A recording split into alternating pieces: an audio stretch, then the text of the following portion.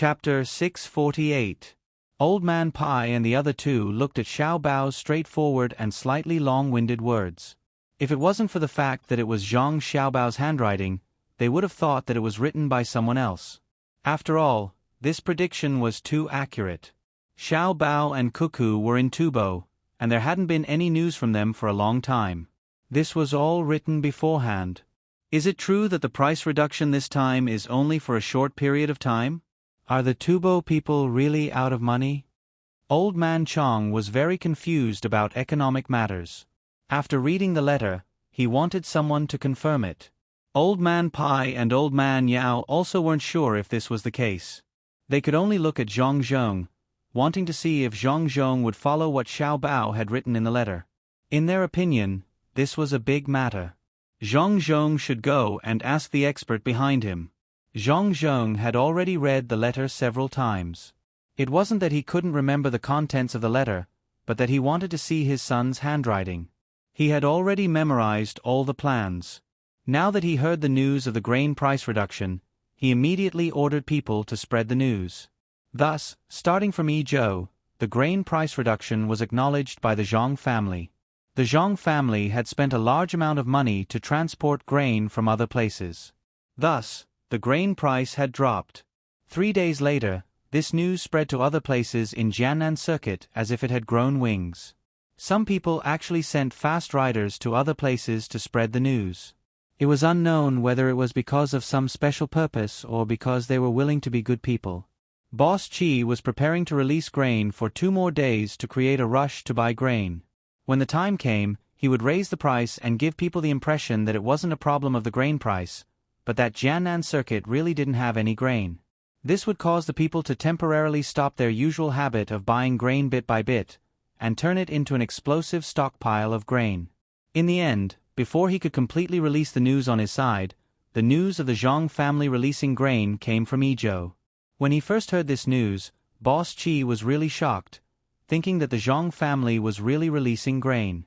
But after thinking about it, he realized that something was wrong. Zhang Zhong had opened the Chongping warehouse in Yizhou. There seemed to be a lot of grain, but when it was spread to the entire western region of Jiannan Circuit, it wouldn't be of much use. It could only be used for emergencies. The other prefectures also had Chongping warehouses, but unless it was a disaster, they did not dare to open the warehouses as Zhang Zhong did. Only when there was an emergency would they take the risk of sending memorials to the capital requesting to open the warehouses while opening a small amount of grain to release. Another possibility was that the Zhang family had transported grain from other places. This was even more impossible. The Zhang family's ships would inevitably pass through Yizhou, and he had his own people there. If there really were a large ship transporting grain, someone would have already warned him. I understand. Zhang Zhong wants to use my hand to make a good reputation for himself. So that's how it is. I was wondering when the Zhang family would have grain. Humph. What a good idea. After thinking about it, Boss Qi finally understood the reason. He felt that Zhang Zhong was using his hand to gain benefits. After hearing the news, the other merchants gathered to discuss the matter with Boss Qi. When they heard Boss Qi's words, they revealed a look of realization. Boss Qi, should we stop releasing grain? Otherwise, all the good reputation will fall on Zhang Zhong's head. At this time, one of the merchants opened his mouth and asked. The other merchants were also waiting for new orders. They now thoroughly knew what kind of person Master Qi was. Each of them was filled with regret, but there was nothing they could do. They had bet their own family's wealth on this. If they didn't succeed, they would lose everything. Without money, they wouldn't be able to find servants at home. They wouldn't be able to raise their children, wives, and concubines. Most importantly, those who were very respectful to them in the past would look down on them. This kind of thing couldn't happen. Even if they were helping Tubo to deal with Great Tang, as long as they weren't caught, once they succeeded, they could bring their family to hide or give some money to settle the matter. Of course, this was what most of the merchants thought. There was a small group of people who were unwilling to deal with their own country. They wanted to stop now, but it was too late. Their families were already under the control of others. Even they were restricted and weren't allowed to leave too far away. Zhong Gang was one of the small group of merchants. He wanted to spread the news as soon as possible so that the people of his country could be prepared. Even if he would lose a lot because of this, at least he wouldn't have to live in regret for the rest of his life. While the others gathered around to discuss how to deal with Zhong Zhong, he also said to a brother who had played with him since childhood, "Little Chong, help me think. How can we let the officials here know about this news? You usually have many ideas. Even when we make money together, we listen to you." The person who was called Little Chong looked at the merchants in front of him and then glanced around. He also replied in a small voice, "De gang, don't be anxious. Based on my feeling, there's no need for us now. Zhong Zhong has already made his move. It seems like he hasn't done much yet. He only opened Chongping warehouse and wanted to buy grain and wine at a high price. But in my opinion, this is all fake. We've already found out about Zhong Zhong. What kind of person is he? He's a good person who brings good fortune to the people of Sanshui County. Back then, when he was just a very small official, he was able to let the people of Sanshui County live a good life. The few places he went in the future were even more so. His family does business, big business. Who doesn't know what kind of place between the clouds and the water is? Who doesn't know that the food of Savant's restaurant in the capital has always been trending? De gang, tell me, this kind of person, how could he not know how much harm deliberately raising the price of grain would cause to the people? How could he not know that someone was behind this? Not to mention the lives of the people, even if he was thinking about his own reputation, he would still want to deal with the people of Tubo. His family's child is still fighting in Tubo. Don't believe the news that came later, saying that Cuckoo has an expert guiding her. Really? Could it be that Zhong Zhong has already realized that something is wrong? His family's child is really the person leading the war? How is that possible? He's so small. Zhong Gang had always listened to Xiao Chong since he was young. He was very impressed with Xiao Chong's intelligence, but today, he had doubts. After all, this matter was really too hard to understand. Xiao Chong smiled mysteriously and pointed at the merchants in front of him. He said to Zhong Gang, "Since we were young, when have I ever lied to you? Others don't know, but I do. Seeing that the war is about to end, Cuckoo is afraid that her reputation will be too great, so she released the news. If you had a good treasure, after using it, would you still take it out and continue to show it off? The news that the imperial court gave the Zhong family and Wang family titles to be officials can't be fake, right? Do you think that the imperial court has so many officials that there's no place for them to be given, just for the Zhong family and Wang family to play with? If Cuckoo didn't perform meritorious deeds, would the imperial court give so many officials at once? Think about it, the men of the two families are all officials, and the women are all noble ladies. If the two families are linked together, how big of a force would that be? Xiao Chong spoke very confidently. Normally, he liked to think about all kinds of things and connect all the dots together. That was why he and Zhong Gang were able to start from scratch and amass a considerable amount of wealth before the age of 30. He was able to connect the dots that normal people didn't want to think too much about. The more Zhong Gang listened, the more he felt that this was the case. After hearing Xiao Chong's words, he finally relaxed. However, just as he was feeling more comfortable, he heard the merchants in front of him laughing meaningfully. His heart was in his throat again. He asked Xiao Chong, I still don't feel confident.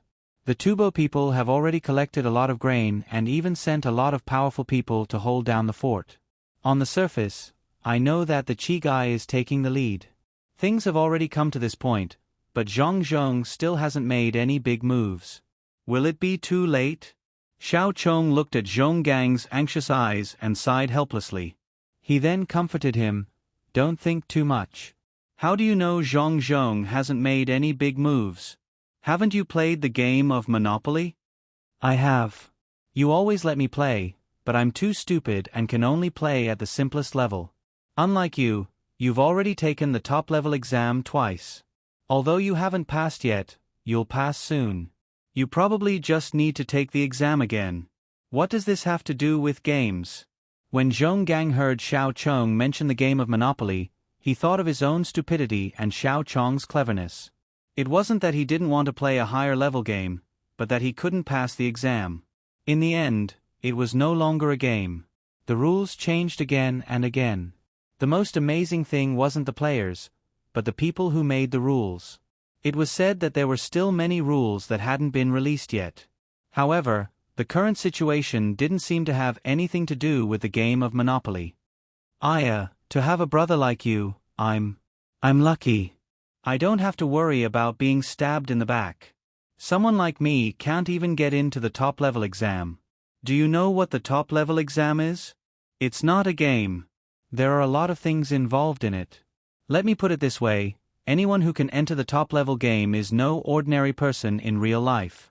The top 10 of the top-level game have another kind of battle called the economic battle. It's only open to people from Great Tang, and outsiders aren't allowed to participate.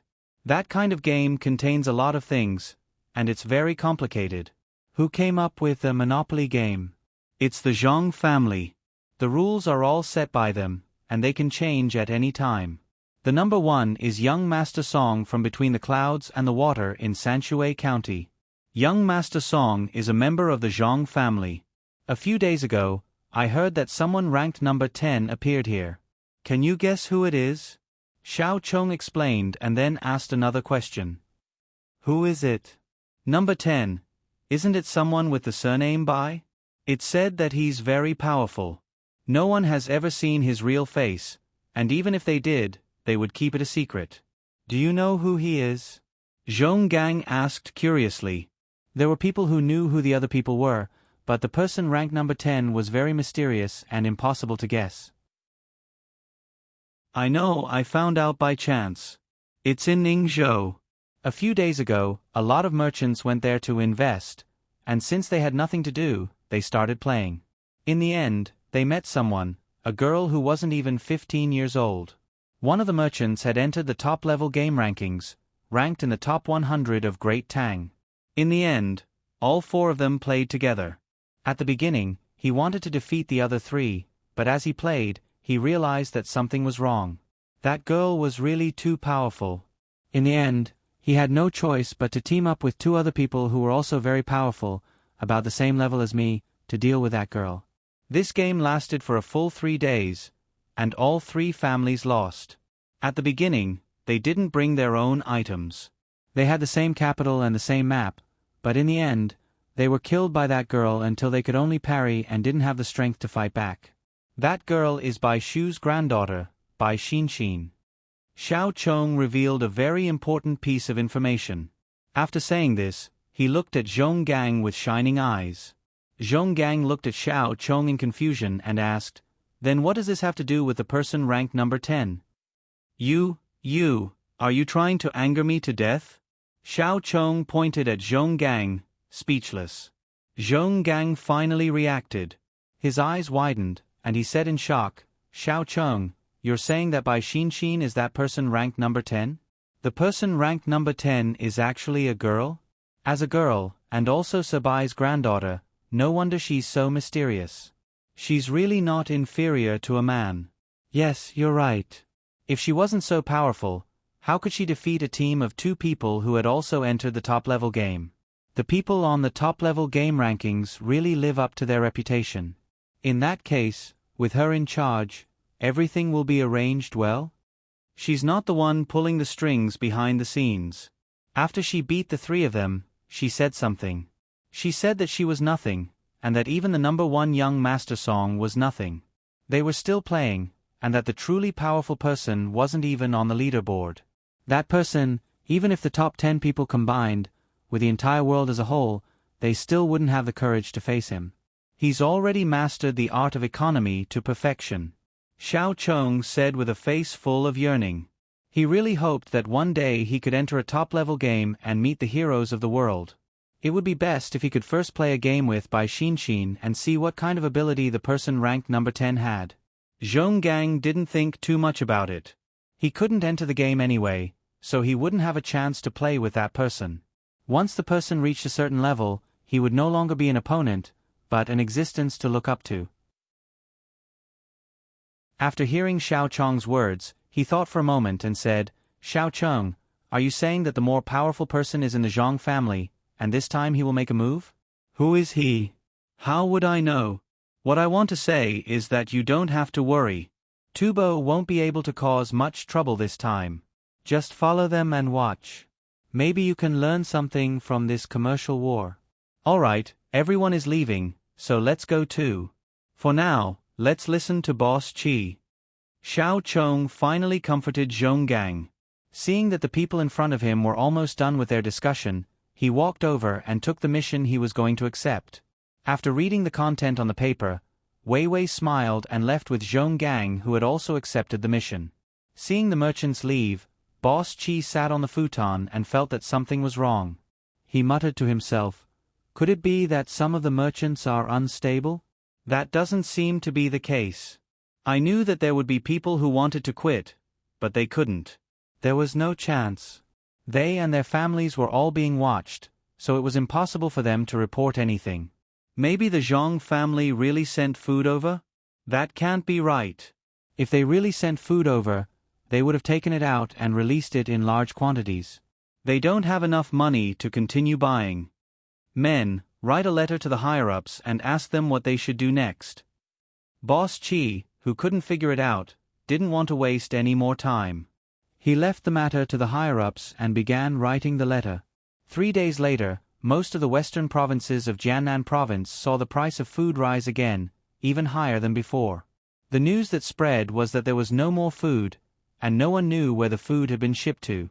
The commoners who were eating Chong Ping Tsong's food, as expected by Boss Qi and the people behind him, began to buy irrationally, changing their previous habit of eating little by little and buying little by little. Only the price of salt and oil didn't fluctuate too much. They were still firmly controlled at their original bases. When the price was high, it wouldn't be much higher, and when the price was low, it wouldn't be much lower. This made Boss Qi and the people behind him feel helpless. They wanted to pry the price of these two goods, especially the price of salt, but they were firmly suppressed. They tried a few times, but every time, there seemed to be someone giving them a strong counterattack. The warning was very obvious, and there wasn't the slightest bit of concession. They threw in 10,000 strings, but it was like a drop of water thrown into the ocean, not causing the slightest ripple. It was precisely because of this that the people behind Boss Qi faintly felt that something was wrong. He had seen the methods of the other party during the salt price fight.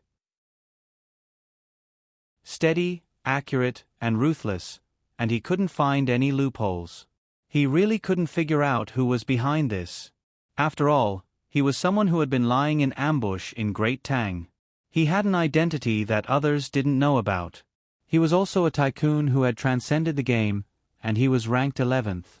He didn't enter the top 10, but he reckoned that this was the case. Otherwise, he would have a chance to enter the top 10. He felt that even if he were to fight with that person's surname Song, he would have a 60% chance of winning. But when faced with the salt and oil price fight, he suddenly felt as though he was facing a mountain and an ocean. Who was it? Who was it? Who was the mastermind behind the scenes to fix the price of the two goods so firmly? Thus, he became anxious. He wanted to end this economic war with Jiannan Circuit as soon as possible so that he could reinforce his country. He couldn't delay any longer. If that person were to make a move on the grain price and livestock, he didn't have the confidence to win. The price of grain in Jiannan Circuit quickly rose, and it continued to rise. The commoners rushed to buy it, and among those who had grain, a small portion of them still kept it for Zhang Zhong. Zhang Xiaobao was prepared to give them more benefits after this matter was settled, and half of them sold their grain to the merchants led by Boss Qi. As for the remaining portion, they took out their grain and sold it themselves. The entire western region of Jiannan Circuit was in a precarious situation, and there were already officials who had written memorials and sent them to the capital, asking if the capital would allow Chong Pingsong to be used. The leading official in the capital, Li Longji, wasn't anxious at all. According to Zhang Jiuling's words, with the Zhang family overseeing the situation, if they still needed to use Chong Pingsong, then they would be underestimating the Great Tang too much. Let the Tubo people play, and this was a good opportunity to let them experience what an economic war was. As a result, many letters were sent back from the capital to the Jiannan Circuit, telling the officials not to worry about it. During the purchase and sale of large quantities of grain, they would collect the necessary taxes and provide the necessary tools. However, a portion of the taxes collected would be handed over to Zhang when the time came. When the officials saw the situation in the court, they weren't anxious anymore. Although they still had to pay Zhang a portion of the taxes collected, it wasn't a big deal. After all, the price of grain was high, and so was the tax. It wouldn't be a loss to give the higher portion to Zhang. Amidst the high price of grain, the Zhang family made a move and began to sell tricycles. The cost of making a tricycle wasn't low, and many local craftsmen were hired to work on it. The price of a single tricycle was enough to buy 2 horses. The Zhang family directly sent these tricycles to the temporarily established car shops in various places and rented them to people who needed to use them. They were free of charge for maintenance as long as each person paid 10 copper coins a day. If the business wasn't good, they were allowed to delay the payment for a few days. The tricycles were all handmade, and they used bearings and chains. Although it was difficult to travel on other roads, it would be easier to travel on new roads in the future. 10 copper coins a day might seem like a lot, but the tricycles didn't need to be fed fodder. Currently, grass was scarce, and it wasn't a good time to feed animals. Not to mention, if any animal became thin, they would have to feed it with beans or even eggs. More importantly, the 10 copper coins a day wasn't paid for nothing. After paying a certain amount, which was the cost of building the tricycle would belong to the individual and they wouldn't need to pay for it in the future. The common people didn't know about the internal war and thought it was very normal. They all knew that wherever Zhang was an official, he would create new things for the common people to use. They were all very useful things. Moreover, the Zhang family didn't gain much from this. The Zhang family was a good official and a good family. Therefore, many people who originally wanted to spend a lot of money to buy animals didn't buy this time. They went to the car shop to get a tricycle, wrote a receipt, and took it out to work. The seemingly insignificant tricycles made the person behind the Qi family dumbfounded. He had just raised the price of the animals and was preparing to sell them bit by bit to make more money. He didn't expect that after he controlled the price of grain, he couldn't sell the animals he bought. It was impossible to sell the animals he bought at a high price at a higher price. Not to mention a higher price, no one was willing to buy the animals at the normal price. All the animals were in his hands, and there was no money to turn over. Although the price of grain was high, he couldn't sell a large amount of grain now. He had just received an order. Because Zhang had robbed a lot of grain, he had to transport a portion of the grain back to Tufan to make up for the losses. Otherwise, he wouldn't be able to survive this year's winter. Boss Qi received a new order. He was to release a portion of the grain appropriately so that he could withdraw some money. The livestock that he had taken in required fodder to feed. He was also to help think of a way to see if he could sell the livestock. The Qi family gathered all the merchants and asked them to sell the grain appropriately at a high price. In the end, just as the merchants made a move, the Zhang family also made a move. Originally, there was only information about the grain that was shipped from other places, but there was no grain. This time, there was something. The grain that was collected from other places had been parked outside Yizhou by ship. They didn't enter Yizhou at all. Now, they could enter. Actually, this batch of grain wasn't a lot, but it was used at the right time. Zhang released the news that the price of grain was still the same as before. If anyone wanted to buy, they could sell as much as they could. After this batch came, there would be a few more batches coming back. The Zhang family had a lot of ships. Actually, there was only one batch. When the news was released, the commoners didn't know about it. The commoners who rushed to buy the grain a few days ago regretted it and were unwilling to buy more. The Qi family and the other merchants realized that they couldn't sell the grain. They could sell it, but they had to lower the price again and again. If this blow made them feel that something was wrong, then after Zhang took some money and bought all the grain from the commoners who were willing to leave the grain for him and sold it at a lower price, the Qi family and the others couldn't buy any more. They kept the grain that was at a high price and couldn't sell it, so they had to lower the price. However much the price was lowered, they had to pay for it. After a few rounds, it was already the beginning of winter. The merchants who cooperated with the Qi family were dumbfounded. They had a lot of grain stored in their houses and took out all their property. The Qi family couldn't give them the benefits that they were supposed to, like what they said at the beginning. Zhong Gang's grain was also suppressed, but he wasn't afraid at all. In fact, he was very willing. After all, he was from Great Tang. When he saw that the Tubo people didn't get any benefits, he was very happy. When he pulled Little Worm to drink, he said to Little Worm, "Little Worm, you're so smart. It's really like what you said. The Zhong family made a move. Originally, we couldn't see anything when they didn't make a move. Now that they've made a move, they immediately made the Tubo people suffer a big loss. I heard that they have a lot of livestock that they can't sell. What do you think they'll do next?" Zhong Gang felt that he had never been in such a good mood before. He drank a few bowls of wine and in a daze, his body relaxed. Little Worm also drank a big bowl of wine. He burped and said, "What am I? I just saw that Zhong would make a move, but I definitely didn't expect that they would make a move like this. When they didn't make a move, they couldn't see clearly, but when they made a move, they beat the Tubo people until they couldn't turn the situation around. However, this isn't Zhong's last resort. There's one thing that's very important when doing business, and that is that they won't make a huge loss. This time, the grain that his family sold might not even be able to cover the cost of the transportation. They also bought the grain from the commoners' houses. This is using their own losses to suppress the price of the grain. In the future, they'll probably earn back the money they lost. At the very least, it'll be equal. I'm really looking forward to what other methods Zhong has." Little Worm saw through the essence of the matter. To be precise, he saw through the Zhong family's style of doing things. However, he could only guess and couldn't figure out how it would work. The Zhong family's tricycle had shocked him. He thought that there must be something even more shocking to come. Zhong Gang now trusted Little Worm more and more. However, when he thought about how he had also bet on the grain and the cooperation with the Tubo people, he asked worriedly, "Then what about our grain? According to the current price, as long as we sell it, we'll be making a loss.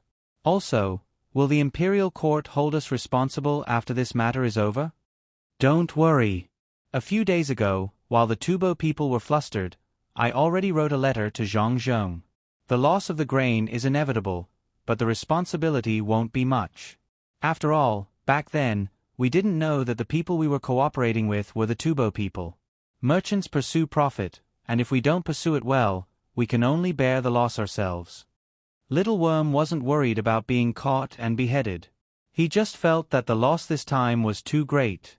After selling the grain in his hands, it would take at least several years for him to earn it back. This kind of loss couldn't be said to be small. If he hadn't lost it, he could have used the original money to make a bigger deal. However, he didn't have the opportunity now. If he delayed for several years, he might miss out on many opportunities to make a fortune. Not long after, Zhong took out a new method and began to purchase large quantities of livestock. He set the price to be very low. At the same time, he also began to buy grain at an even lower price, which was actually much lower than the current price of the grain. At the same time, he marked out a piece of land on a mountain in Wing Prefecture to be used to grow special medicinal herbs. The merchants seeking cooperation in Jiannan province would invest in this land together. The price of this land wasn't low. Zhong didn't use administrative means to obtain it himself, but rather wanted to buy it together with other merchants. Although it was said that many new medicines might be developed in the future, in reality, they hadn't been developed yet. They were just using this as a means of publicity. Of course, they would study it in the future. The medicinal herbs here were indeed good, but the risks would also be borne by the merchants. Zhong came out with a special plan, which was how to research the medicine and how to grow it. The initial income would be from selling ordinary medicinal herbs. Later on, when the research was developed, there would be more money to be earned. It would be a lie if the merchants said that they weren't tempted. The merchants who were cooperating with Zhong took out a portion of their money for him to use. The merchants who weren't cooperating with him were also anxious, especially the merchants who were buying grain. They really wanted to make up for their losses by cooperating with Zhang Zhong. After all, the business of the Zhang family didn't seem to be losing money. It would be very good to follow the Zhang family, but they didn't have money, so they could only buy grain at a high price. Each and every one of them was pondering whether they should sell the grain at the price Zhang Zhong offered and use it to invest. Even if they only sold a portion, they would lose a portion. While they were still hesitating, Zhang Zhong once again released news that he would build beautiful houses on the newly built road and sell them to others at a very low price. He would also set up a jewelry store, and soon, a large number of pearls would be shipped from the seaside. When other people buy jewelry, the price wouldn't be as high as it was now. The person behind the Qi family became even more anxious. He had food and livestock in his hands. The method he used to come here was to mortgage property and jewelry in batches. Then, he used the money from the mortgage to buy a house. Then, he used the money from the mortgage to get a lot of money from the bank. Every time, they would send a different person. They would also try their best not to find the same bank. The jewels in the past were no longer valuable, and the original bank was no longer willing to lend money. The bank had suffered a huge loss and needed to collect funds. Zhang Zhong wanted to build better houses, so he used the money from the mortgage to buy the houses at a low price. He couldn't expect to continue to get money from the bank. He could choose not to sell the grain, but the livestock needed to eat. The amount of money they ate every day was a shocking amount. He originally planned to sell the grain bit by bit, earn a portion, and raise another portion. But now, it was all over. At this time, if the Tubo people who were in charge of economic warfare still wanted to use the food and livestock in their hands to cause a huge impact to the local economy, then with Zhang Zhong's hand, this person would be completely dumbfounded. Zhang Zhong proposed a method of artificial inoculation for the livestock and provided the corresponding personnel. They were the veterinarians in the hospital who studied the animals. Most people now let the livestock breed by themselves, and the efficiency was very low. But the Zhang family, especially Zhang Xiaobao and Wang Wan, knew how they made animals pregnant. The simplest method was the giant panda. If the giant panda bred by itself, then it was over. At the same time, there were many aphrodisiacs. To the people here, it was a very normal thing. Zhang Xiaobao and Wang Wan felt that aphrodisiacs were drugs with a certain amount of hormones or could promote the secretion of hormones in animals. If they were given to the female and the male was directly injected into the female's body, the success rate of breeding would be very high. The doctors brought by the Zhang family had already come up with their own theory through dissection and experiments. Although it was not perfect, it was enough to let many livestock give birth to more cubs. The Zhang family's tricycles only affected the transportation industry. If they waited a little longer, or if the Tubo people were willing to use their own grain to feed the livestock and survive this year's winter, the price of livestock would continue to rise in the spring plowing next year. Then they would still have the strength to fight. Of course, the prerequisite was that the Tubo people were not arrested. This kind of thing was very common. If they couldn't beat you economically, then they would use administrative means to solve it. However, Zhang Xiaobao didn't want to do that. He wanted to crush all of the Tubo people's hopes. He wanted to clearly tell the Tubo people that they couldn't fight with swords and guns.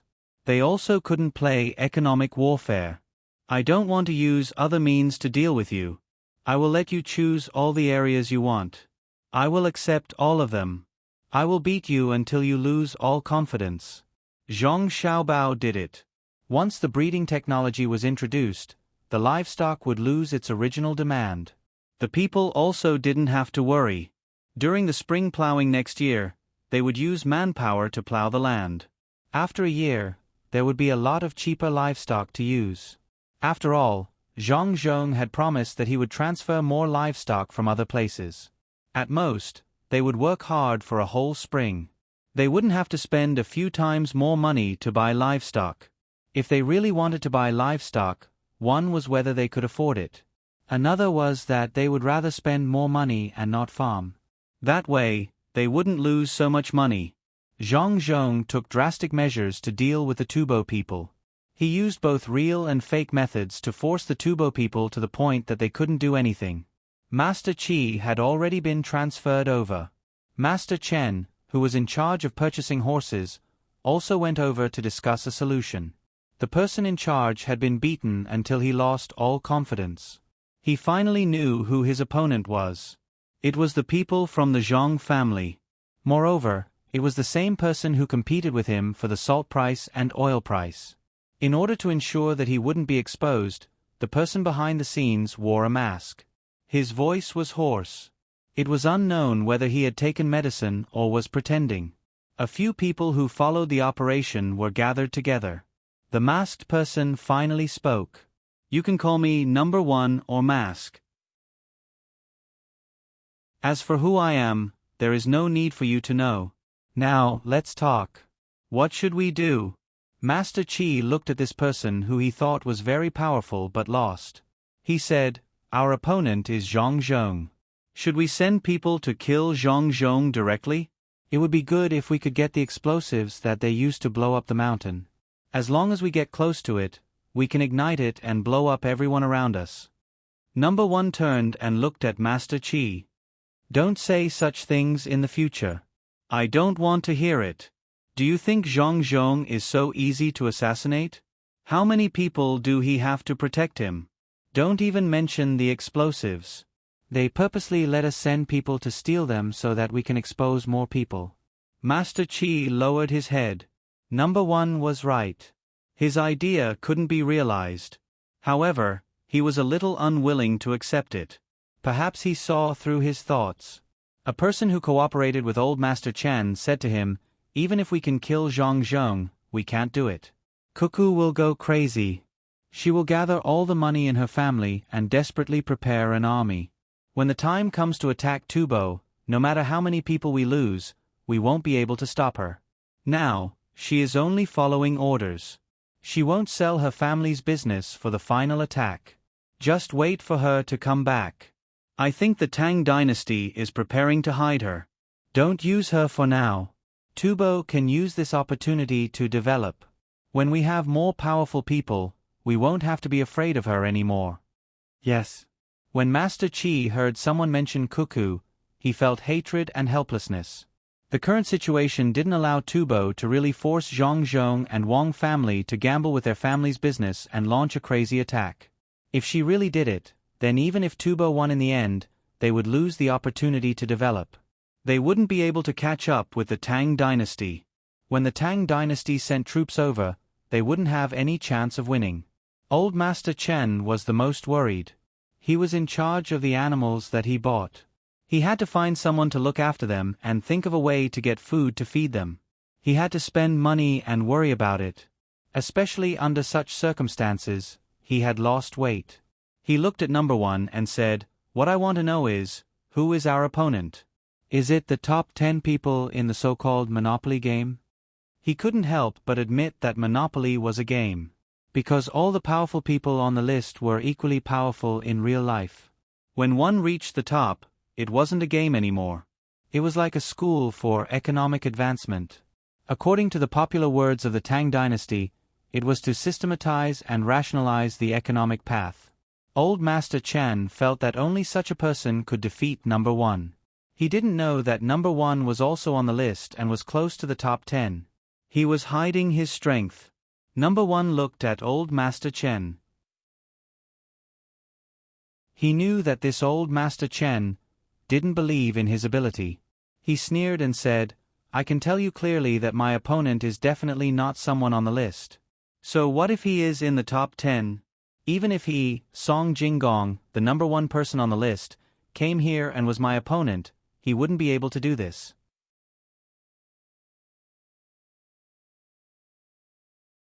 Chapter 649. When Number 1 mentioned this matter, he couldn't help but tremble. When he was sent to the Tang Dynasty, he was very smart and very talented in this thing called economics. After he hid in the Tang Dynasty, he did a lot of business and earned a lot of money. Now that he had taken it all out, he was probably going to lose it all. When the Monopoly game was first released, he thought that it was a game for children and didn't take it seriously at all. However, later on, the rules changed and there were various levels. Only then did he come into contact with it with the intention of playing. When he started playing, he realized that things weren't as simple as he thought. That's right, the lowest level of the Monopoly game was really meant for children to play. However, the higher the level, the more different it became. It had already transcended the existence of the game. When it reached the top level, it would be completely different. It had nothing to do with the game at all. All the operations were based on reality. There were all kinds of rules inside. If one wanted to play well at that level, they had to be very powerful in reality. Even so, he wasn't worried. Ever since he entered the rankings, he realized that he had the ability to fight with the people in front of him. He wasn't afraid of anyone, even the person surnamed Song, who was ranked first. Therefore, he once again underestimated this game, especially the person who made the rules. The rules were not comprehensive at once, but gradually improved as the game progressed. In his heart, if he couldn't make all the rules at once, then it wasn't a skill. If he had enough time, he would be better than this person. However, in this economic war, he finally understood that his opponent must be the person who made the rules of the game. This was because he saw a lot of things from it. He understood why the rules kept changing and gradually improving. It wasn't that that person didn't want to fix the rules the first time, but as new things came out, the original rules couldn't be used anymore. Rules were perfected with each new thing. That person must have thought of this back then, so leaving a loophole in the rules was not for others to take advantage of. Of course, it was your ability to take advantage of it. The most fundamental reason was to encourage people to discover more new things. This was a kind of broad-mindedness, leaving hope to others, and then telling everyone involved that they were the ones who made the rules. If they wanted to join, they had to understand more of the current affairs, or else they could only play along with others. This kind of system was set up to nurture more outstanding talents. That person seemed to really want someone to surpass him one day and surpass him. He sacrificed his own interests to pave the way for others. Therefore, this person did not enter the list because he was afraid that others would lose again and again when facing him and lose the confidence to advance. This person would always hide behind the scenes. Only when the rules were being perfected would he quietly come out and take a look around before continuing to retreat. He was someone who truly cared about the country. His breadth of mind was already shocking, but what surprised him even more was his methods. This time, he had lost without resentment. When he manipulated the salt price and oil price, he had already been warned. He was the one who refused to accept it. When he was worried, he still wanted to compete. If he had retreated at that time, he might have been able to make some money, but he wasn't confident. The result was the current situation. The other party had made a move. When he didn't make a move, he was as quiet as a virgin. Once he made a move, he was like a goshawk catching a rabbit. It was a pity that he didn't have the ability to do that. A master. With such a master in the Tang Dynasty, there was no need to rely on economic means to attack in the future. It was useless. He was not at the same level as that person. It was like an adult playing with a child. No wonder he didn't enter the list. If he was on the list, how could others live? Thinking about it, Number 1 forgot about the matter in front of him. He sat there, looking at the door in a daze. The others didn't know how big of a blow Number 1 had suffered. They thought that Number 1 was thinking of a way to defeat the other party, so they didn't dare to disturb him and just waited quietly. It wasn't until the sound of an unknown bird came from outside that Number 1 broke free from the state of fear and found that his clothes were wet at this moment. Mask, have you thought of a good idea? Old Master Chan saw Number 1 turn around and asked. The solution is to immediately sell all the food and livestock at a low price to Zhongzhong. We will take the rest of the money and run away. I will personally ask for punishment from my country. This time, it's not your fault. It's all because the opponent is too strong. Number 1 sighed and said to the others. Everyone was stunned. Run. If we sell it at a low price, we will lose a lot. We will lose at least half of our original capital. This is the loss after we used a special method to transfer more of the risk to the local bank. Otherwise, if it was all our money, we would really lose everything. Can't we think of another way? After all, the food and horses are in our hands. We don't have enough food here, and the same goes for the livestock. A lot of the news that Zhongzhong released is false. If we persist, Maybe he will be afraid. Qi Dongjia looked at number 1 in disbelief. Could it be that number 1 really admitted defeat? If that was the case, they would really have to sell the livestock and grain locally. Otherwise, if they were to transport the grain back, it would be troublesome. They would be easily attacked by the Tang army. After all, they were too big of a target. Number 1 also didn't want to retreat like this. He would think of a way to transport a portion of the grain back. The rest couldn't be left behind. Otherwise, it wouldn't be enough for the transport. If they used the livestock to transport the grain, by the time they returned, the livestock would have eaten up all the grain. Their original plan was to raise the price of all the grain and then use the livestock and grain from Tubo to supply the grain. Now, they only earned a portion of the money from the livestock. A portion of the livestock was sold from Tubo at a high price and then collected. It was just that they didn't give out all the money. If they were to take them away, it was impossible to not let others know. They would chase after them to ask for money, unless...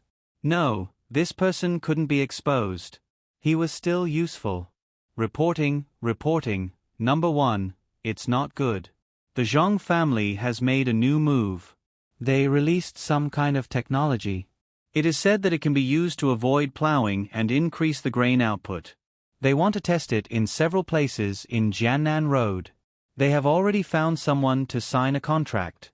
If there is a loss, the Zhang family will compensate. Just as everyone was thinking, a person ran in from outside and anxiously reported to number 1. What? Avoid plowing? How can there be such a thing? Not good, quickly retreat, otherwise it will be too late. If we do that, we will implicate the other spies in Great Tang and get the money out of them first. When number 1 heard this news, he knew that it was bad. Without saying anything, he immediately sent someone to find Zhang Zhong to discuss the matter of selling the grain and livestock. At this time, Tunghua County was in an uproar. The 4 horse merchants were surrounded by other people, and the Yen clan's people were ordered to chase after the money. Otherwise, they would not be let off. Back then, he had willingly taken out the money to buy horses and livestock elsewhere.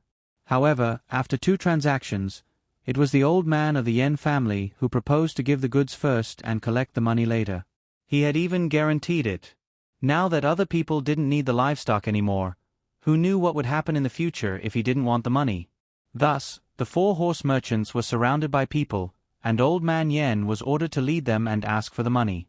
Old Man Yen was also anxious. He did not expect that the matter over there would go awry. The situation that he had originally planned did not occur, and he was caught unprepared. Now, even if he wanted to get the livestock back, it would not do. After all, when they bought them, they were already much more expensive. If they brought them back now, they would not be able to sell them at the original price. At this time, Dongjia Chen came. Number 1 instructed him that no matter what, he could not let the Yen clan be burdened with all the money. This matter had to be resolved first. Even if they had to compensate, they had to ensure the Yen clan's reputation in this area. When Old Master Chen came, everyone surrounded him and asked him to take out the money. Fortunately, Old Master Chen knew what to do, so he was not flustered at all. He first took out a sum of money and calmed everyone down. He said that he would stay in the area and only leave when all the money was brought back. Moreover, he would stay in the Yen clan and not go anywhere. Only then did everyone feel at ease. If they could not take out the money when the time came, they would tear down the Yen clan. Zhang Zhong sent people to contact them. At the beginning, the price of the first batch was already very low. However, after receiving 2 batches, the price dropped again and again. Moreover, they would first take the grain and then the livestock. This way, the cost of the livestock's food would be transferred to the Tubo people. The longer this dragged on, the more disadvantageous it would be for the Tubo people. In the end, when they took half of the grain that others had hoarded, Zhang Zhong told everyone that he had no more money and needed to first owe them. The Tubo people naturally did not want to do so. Zhang Zhong could owe them, but they could not. Zhang Zhong asked people to discuss with them for a few days. After not being able to pay them on credit, he lowered the price by a lot. Other than the grain that the Tubo people were preparing to transport back, the rest of the grain was taken by Zhang Zhong. Right at this moment, the secret agent who was at the front lines in Tubo sent someone back to deliver a message. A month ago, after Cuckoo led the light cavalry and disappeared into the vast desert, they attacked the Tubo people in Shuozhou. They attacked countless villages in the periphery of Shuozhou and burned a large amount of autumn grain. 20 days ago, Cuckoo went around the enemy's regular army and entered the vicinity of Daowu City. She wiped out 2 large groups of 3,000 people that the Tubo people did not have time to arrange.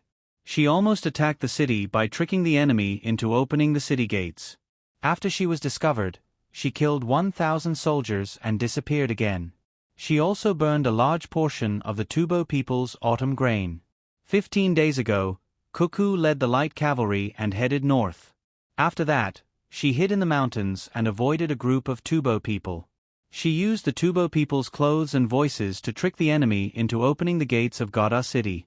She entered from the east of the city and came out from the west. She robbed Gada City and burned it. Then, she attacked Danba again and avoided the Tubo people's encirclement. When she arrived at the periphery of Danba City, she lured the Danba guards out of the city and formed a formation to stop her. Then, she returned and massacred a group of 2,000 people from a small tribe that the Tubo people had sent as reinforcements. She went around Danba City and crossed the river between Danba City and Jinchuan City. 6 days ago, half of the army that crossed the river was led by Zhang Xiaobao and led the Tubo people to escape to the village. Cuckoo led the people who were hiding and did not cross the river and went up the coast. She burned the provisions of the Tubo soldiers that came out of Jinchuan City. She also killed 1,000 Tubo people who were escorting the provisions and were unprepared to cross the river. Then, she successfully used the Tubo boats to cross the river and ambushed the Tubo army that was chasing after Xiaobao. After the ambush was successful, she and Xiaobao went to the mountain where the Tubo people had ambushed them. Then, they ambushed Lufu Tuta's tribe and Mumu Hushu's tribe. The 4,000 cavalrymen that came back as reinforcements were defeated. Then, they chased after them and attacked the 2 tribes. 2 days ago, Cuckoo brought people to the village and lured the Tubo cavalrymen that were sent to attack them. She burned the cavalrymen and killed all 5,000 of the Tubo cavalrymen. Then, she brought the remaining 6,000 light cavalrymen and the 10,000 elite soldiers that were deployed earlier to attack Mumu Hushu's tribe head-on and disappeared into the Tubo territory. When this news came out, Pengzhou, which was the first to know about it, was in an uproar. Especially the officials. They never thought that Cuckoo would be so daring as to go deep into the Tubo territory. She fought and ran at the same time, fooling the Tubo people. In the end, she ran back and killed 5,000 Tubo cavalrymen and defeated Mumu Hushu's tribe head-on. The most important thing was not how many people were killed, but how much food was burned. Tubo was finished. This year's winter was completely over. There was definitely not enough food for them to eat. They could not rob the border like before. The only way was to rob the other country's food. It was estimated that they would lose a lot of soldiers. The officials knew the general situation. The commander there was Cuckoo. The Tubo people also said that it was Cuckoo. They would not admit that there was someone more powerful. The first thought that appeared in the minds of the officials here was that they must send the taxes collected this year to Zhangzhong in time. They must be more proactive and not wait for Zhangzhong to send people to urge them. It would be easy for Zhangzhong to misunderstand that they did not want to give the taxes to him. Then, what would happen to his daughter-in-law when she returned? Also, the officials were worried about Cuckoo. The Tubo people were killed until their eyes were red. There were so many of them, but they could not catch a little girl. The little girl came and went as she pleased. They sent out many soldiers to block the entrance. No matter what, they could not let Cuckoo escape. The officials were all afraid that Cuckoo would be blocked. At this time, Cuckoo was suddenly very contradictory in their hearts. She was not a demon, but a little girl who was going to be bullied by many adults. A very cute little girl. Zhangzhong was also worried.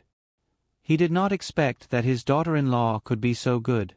After disappearing for such a long time, she shocked everyone when she reappeared. He was really afraid that his son and daughter-in-law would be blocked. After all, the Tubo people had crazily arranged layers of heavy soldiers in Pengzhou. There were also many cavalries, the kind where each person rode 2 horses. They were determined to chase Cuckoo. After Old Man Pai and the other 2 received the news, they looked at each other and did not say a word. After a full hour, Old Man Pai was the first to speak. This time, Cuckoo can be considered to have made a great contribution to our dynasty. I reckon that the Tubo people will not be able to recover in a few years. It is not only the provisions that were burned, but also the morale of the soldiers. As long as Cuckoo successfully escapes, the Tubo people will not dare to act rashly in the future. Even if other people use Cuckoo's flag, they will be able to scare off a small group of Tubo troops. That's right. No wonder Xiao Bao and Cuckoo wrote a letter back and asked this side to say that the general leading the troops was someone else. It turns out that Cuckoo wanted to make a big move at that time. She really succeeded. She made use of the speed of the cavalries and made the Tubo people unable to react in time. She specifically attacked places that others would not expect. Old Man Yao also said happily. Old Man Chong appeared to be very anxious. He urged to the side, we should let Pengzhou send out troops to help Cuckoo come back. We can't just ignore her. The Tubo people have blocked most of the roads. That's right. If we don't send out troops to help, Cuckoo will be in trouble. We can't let our hero be sad outside. Old Man Pai made a decision.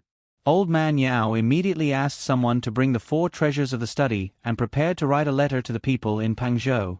This time, he was using his own name to request Pengzhou to forcefully send out troops. Even if he was impeached by the imperial court, he would do it. However, he believed that the imperial court would not say anything. He thought that even if he sent the news to the imperial court, the emperor would also think the same. However, there was not enough time. Who knew what situation Cuckoo was in right now and where she ran to? If she was one day late and was surrounded, wouldn't he regret it to death? Just as Old Man Yao was writing the letter, another news came from Pengzhou.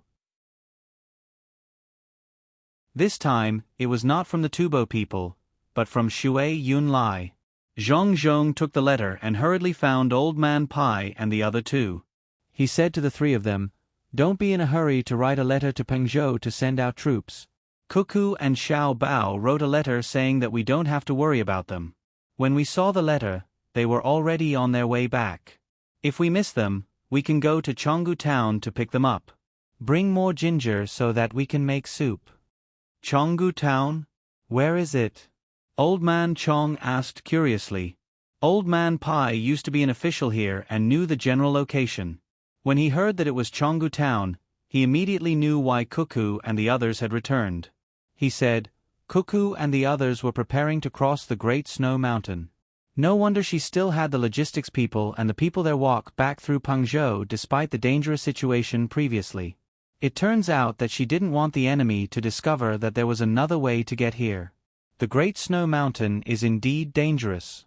When I thought about it, Cuckoo and the others had already made preparations. Yes, that's it. They probably burned charcoal along the way. The vegetable oil was prepared to burn the Tubo cavalry, and the charcoal was naturally left for crossing the Great Snow Mountain. At that time, she had already thought of an escape route. When Old Man Pai said this, Old Man Chong was relieved. Since they were able to return, it was good. Regardless of whether they had to cross the mountain or the ridge, with the charcoal to warm them, they probably wouldn't freeze to death. Thinking of this, Old Man Chong said to Zhong Zhong, your 2 children are amazing now.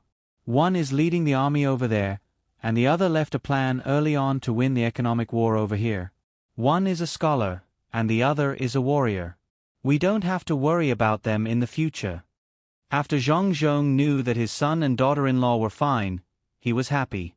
When he heard Old Man Chang's praise, he smiled so much that his eyes narrowed into a line.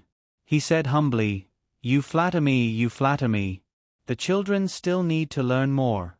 They can't think so highly of themselves just because they have some ability. When they come back, I will teach them a good lesson. Here is also Xiao Bao's plan. He wants us to sell grain to Tubo. He said that in the spirit of international humanitarianism, we can't just watch the Tubo people starve to death. We have to help them and sell the excess grain to Tubo. They only need to pay a little bit of horses and livestock. Because the price of grain this year is too high, we can't ask for too low a price. Otherwise, the local people will suffer. We will sell to Tubo cheaply at 50 copper coins for a bucket of millet and 65 copper coins for a bucket of rice. This price is only slightly higher. Of course, because we have used new technology here, the price of livestock will be lower. In the past, it used to be 5 strings of coins for a horse to pull the carriage. Now, it is 3 strings of coins. Also, since they are coming from Tubo, they will get thinner along the way. When they reach Great Tang, they must be nourished with good food. Let Tubo fork out another 500 copper coins, which is 2 strings of coins for a horse. The rest of the livestock and good horses will be sold according to this price. Zhang Zhong said modestly. He then took out the letter written by his son and read it to the 3 old men. The 3 old men didn't expect that Xiao Bao still didn't forget to scheme against Tubo at this time. The large amount of grain that they had just bought at a low price was sold at a higher price. What international humanitarianism! It was a mess of names. It sounded good, but in reality, it was just him pretending to be innocent after getting such a good deal. Good idea. This time, Tubo has no choice but to buy. Otherwise, they can only wait to starve to death. Without people, how are they going to rebuild? If they buy, there won't be enough livestock and war horses. What will they do for next year's spring plowing? Also, the number of cavalry in the army will be reduced by a lot. Our Great Tang will gain many benefits. I estimate that Tubo won't be able to recover in 5 years. By the time they recover, our Great Tang will be stronger than before. Maybe at that time, it will be the time to accept Tubo into Great Tang. Quickly go and make the arrangements. Don't let the Tubo people know about this. If that happens, they won't sell their livestock. If we buy their livestock now, the price will be lower.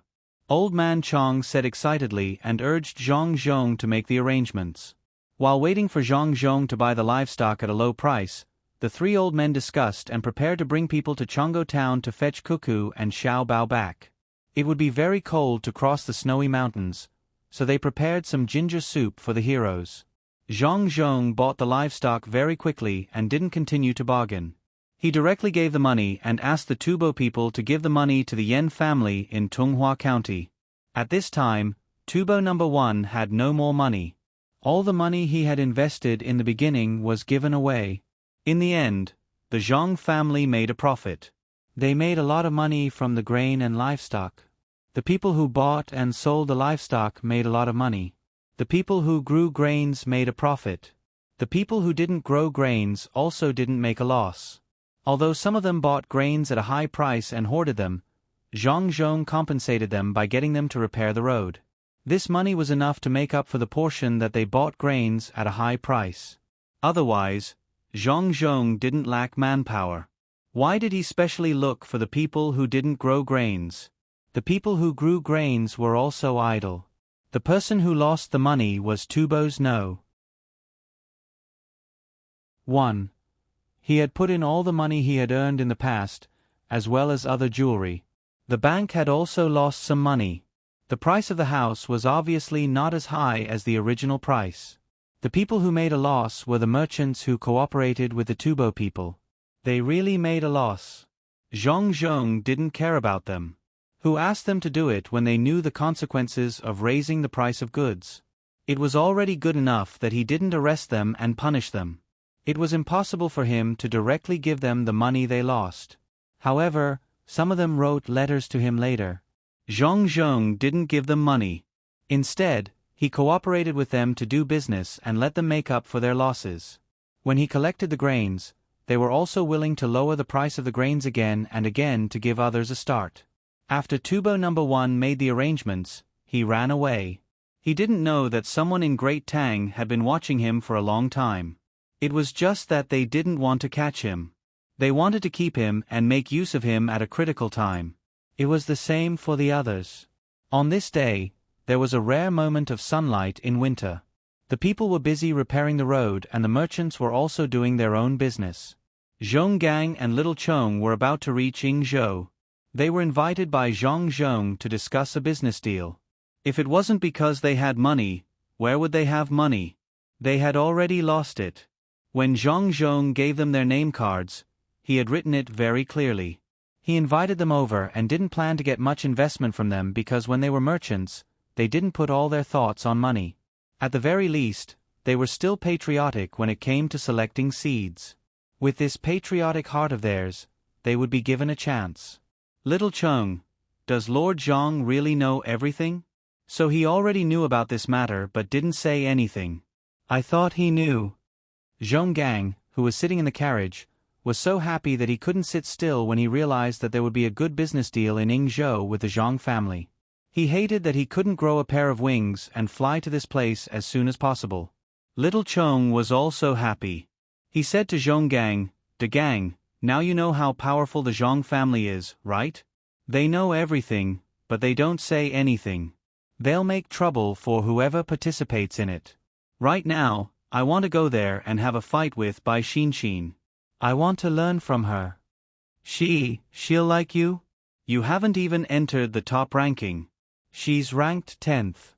How can she be willing to play with you? She'll be bullying you." Zhong Gang poured cold water on Little Chong. Sure enough, as soon as he finished speaking, Little Chong fell silent and lowered his head to think.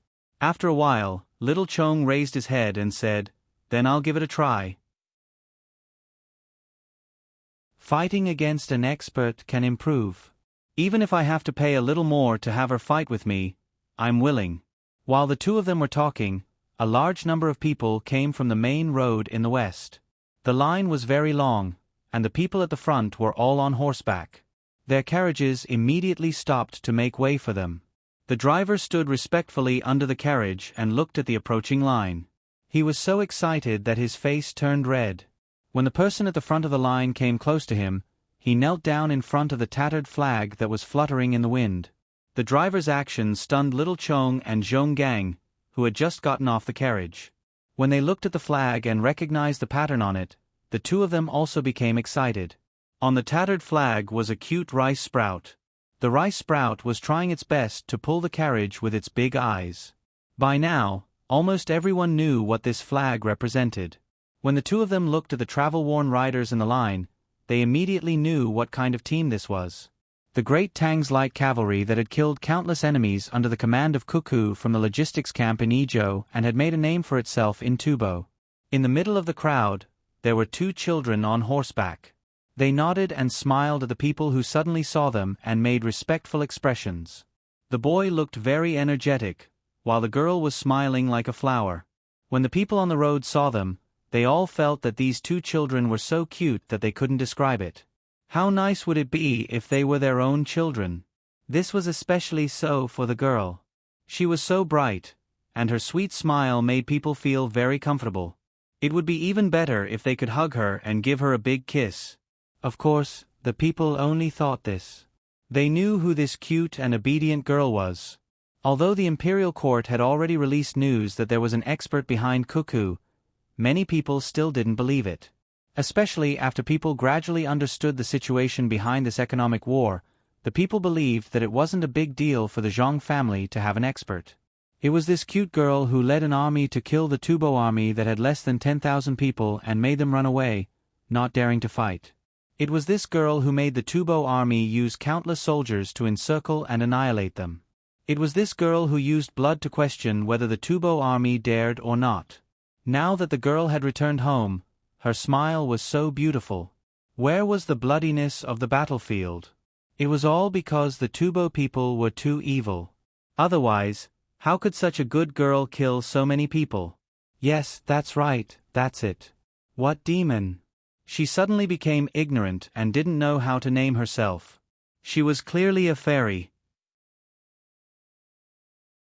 The coachman who knelt down shouted at Wang Wan with tears streaming down his face, "Cuckoo, you're finally back. My wife and I have been worried about you. We were afraid that you would be blocked by people. It's good that you're back." Wang Wan was stunned when she saw this person. This person's reaction was too intense. Did he have to kneel down? Cuckoo, you might not know, but among the people who died in Suzhou's Wangjiang, I was the only one, and my sister-in-law's family was washed away by the water. I didn't have the ability to fight against the Tubo people, but you did. You avenged them, so you are my family's benefactor. I thank you. If you didn't lead the troops to kill them, when would I be able to avenge my brother's family? You killed them well. You asked a good question. I've decided. In the future, the Zhang family and the Wang family will sit in my carriage. I don't want a single cent. I'll kowtow to you. As the coachman spoke, he really used his head to kowtow to the ground. The surrounding commoners, as well as Wang Wan and the others, understood. So that was the case. Wang Wan was also filled with emotions. She got off the horse and helped the coachman up. She said solemnly, "They harmed me, so I slaughtered their entire village. I haven't killed enough. When there's a chance in the future, I will continue to kill. This time, I'm tired from killing, so I came back to rest. When the imperial court really mobilizes troops against the Tubo people, I will lead the troops out." When the cavalrymen heard Wang Wan's words, they also shouted, "Kill, kill." The moment the cavalrymen shouted, they immediately gave off a different feeling. This was a person who had truly returned from the battlefield. There was a faint smell of blood on their bodies. That kind of gaze made people not dare to look straight at them. Old Man Pai and the other two were also among the troops. They finally brought the people back. More than 15,000 soldiers had successfully crossed over the snowy mountain. Although more than 100 of them had fainted, they were still carried back. Along the way, there were charcoal fires to keep them warm and no one froze to death. At the beginning, the 3 old men hugged and kissed the 2 little fellows who had made great contributions. Speaking of which, it was strange. The 2 little fellows who had frightened the Tubo people to such an extent seemed to have changed into another person when they returned to the Great Tang. They were completely unlike the other soldiers who had yet to recover from the battle. They did not know how the 2 little fellows did it, but the more they acted like this, the cuter they looked. When they thought about it carefully, they felt a chill from inside out. This showed that when the 2 little fellows killed the Tubo people until their corpses were piled up like mountains and rivers of blood flowed like rivers, they did not treat the Tubo people as people at all. After all, those were human lives that were taken one after another. Just thinking about how tragic it was when they killed the Tubo people made them feel terrified. Could the little fellows be so cold-blooded? However, after Cuckoo said this, the 3 old men relaxed. Cuckoo was right. One should treat the enemy as cold as ice and treat one's own people as warm as fire. After she said this, she and Xiao Bao also did the same. Along the way, she even cooked a few meals for Old Man Pai and the other 2. She also sensibly told the 3 old men about the things that happened at the front line like a family member. This made Old Man Pai and the other 2 old men unable to associate the 2 little fellows with the people who fought in Tubo some time ago. They were clearly their own grandson and granddaughter. Look at how good they were. When they smiled, they had 2 dimples. At this time, Zhang Zhong also hurried over. He had long wanted to personally welcome them, but there were still many things that he needed to do here. He could only endure it and persuade his family to stay. If they were to get sick while rushing over, that would not be good. Under the blessing gazes of the people, Zhang Zhong came in front of Zhang Xiaobao and Wang Wan. He hugged the 2 children and kissed them left and right. However, he could not say a single word. Tears welled up in his eyes and he tried his best to not let them fall. "Father, did you kill the Tubo people? How much money did you cheat? It must be a lot. Now we can eat and drink to our heart's content."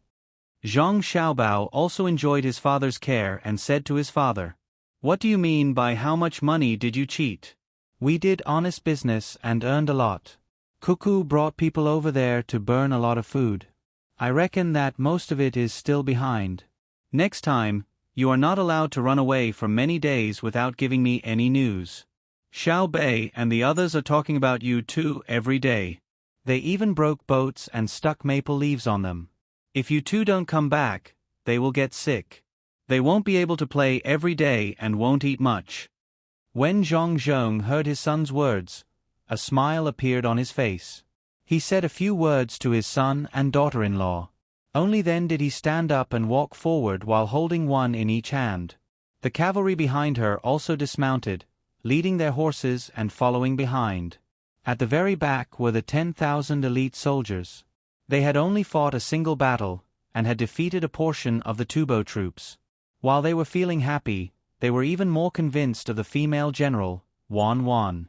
They were also very respectful towards the light cavalry, and following behind, they did not even dare to think about their status as elite soldiers.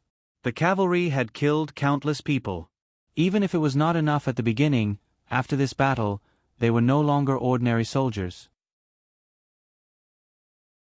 The blood on their bodies and the injuries they suffered said everything. The troops slowly walked forward. The commoners who saw them retreated to the side of the road. No one made a sound. They just looked at the heroes in their hearts. At this moment, Zhong Gang pushed little Chong out and shouted to Zhang Zhong, "Lord Zhang, we are merchants who received your invitation and came here. We did not let down the great Tang. This is little Chong. He wants to ask you to give him a chance to fight against the tycoons with Bai Xinshin. Little Chong is going to enter the top level soon. He almost passed the test twice. This time he will definitely pass. Don't talk. Can't you see that he is enjoying family affection? My matter is not urgent. Lord Zhang, you do what you need to do. He is a straightforward person. He doesn't think before he speaks. Don't worry about me, I am fine." Little Worm looked around worriedly and explained to Zhang Zhong. Sure enough, the surrounding commoners all looked at him with an expression that said, "Why are you acting like this?" Zhang Zhong was in a good mood and didn't care about such trivial matters. Wang Wan also smiled at the two of them. Zhang Xiaobao looked at the two of them with interest and said to them, "Don't worry. Sister Xian Heir might not have time. She is also busy. How about this? When you reach Yingzhou, I will play with you. How about it? As long as you can last 6 hours against me, I will allow you to enter the top-level game." You can't. You are just a child. It is better for Xinshin to come. She is strong, Zhonggang said very directly. How about this, when you win against me, I'll help you talk to Sister Xian Heir. When the time comes, she will definitely agree. How about it? Zhang Xiaobao asked again. Okay, you said it. I will agree on little Chong's behalf. You must be careful. Don't get angry when you lose. Zhonggang immediately agreed and glanced at little Chong. His meaning was for little Chong to work hard and beat the young master of the Zhong family first so that he could compete with Bai Xinshin. Little Chong did not look at Zhonggang at all, but stared at Zhang Xiaobao. He suddenly felt that there was something wrong with the expression in this child's eyes. It was like a master speaking to a new disciple, very magnanimous and confident, as if he was going to test his disciple. At this time, Old Man Pai and the other two walked over. Old Man Pai looked at little Chong and said with a kind smile, "Not bad, you did not betray Great Tang. We should give you a chance. You must cherish it. As long as you can hold on under Xiao Bao's attacks, you will definitely enter the top level. Don't be fooled by Xiao Bao's 6 hours. Under that kind of speed, if you can hold on for 2 hours, you will be qualified to enter the top level. If you can really hold on for 6 hours, there will be a place for you in the top 10. Ah, you're telling the truth? He's that good. I know who you are, no wonder you look so familiar. You are Sir Bai, and I have your portrait. Could he be more powerful than your granddaughter? Zhonggang said quickly. Old Man Pai shook his head and left with a smile. Old Man Yao also said to little Chong, "Work hard. You must cherish this opportunity. Don't look down on anyone, or else you will regret it. You will understand after the competition." Not bad, young man. Old Man Chong patted little Chong's shoulder and left after giving him a word of praise. The trio's words stunned Zhonggang, and at the same time, stunned Xiao Chong. Watching the procession gradually disappear into the distance, Xiao Chong thought for a moment and then muttered softly, Could it be that this little young master of the Zhang family is even more powerful than Bai Xinxin? Hold on for 6 hours? I am someone who is about to enter the top level. Even young Master Song can't defeat me in 6 hours, right? Could it be? Could it be? No, this is definitely impossible. I don't believe it. Little Chong, what are you saying? Why don't you believe it? Zhong Gang nudged Little Chong and asked. I don't believe that I can't hold on for more than 6 hours under his hands. Unless he is... What is he? Why are you so slow? Zhong Gang urged. Unless he is the commander of the economic war with Tubo this time. Only that person has such ability. That last chain of attacks could be said to be earth-shattering. Little Chong's voice was trembling. However, he definitely did not believe that this young master was that person. Even if he was beaten to death, he would not believe it.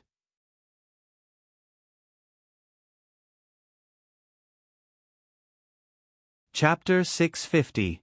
The mountains were continuous, and the water was gurgling. When they met after returning, there was no need to mention how much they missed each other. The trees were curved, and the wind blew continuously. When people stood in front of them, the clouds were on the horizon.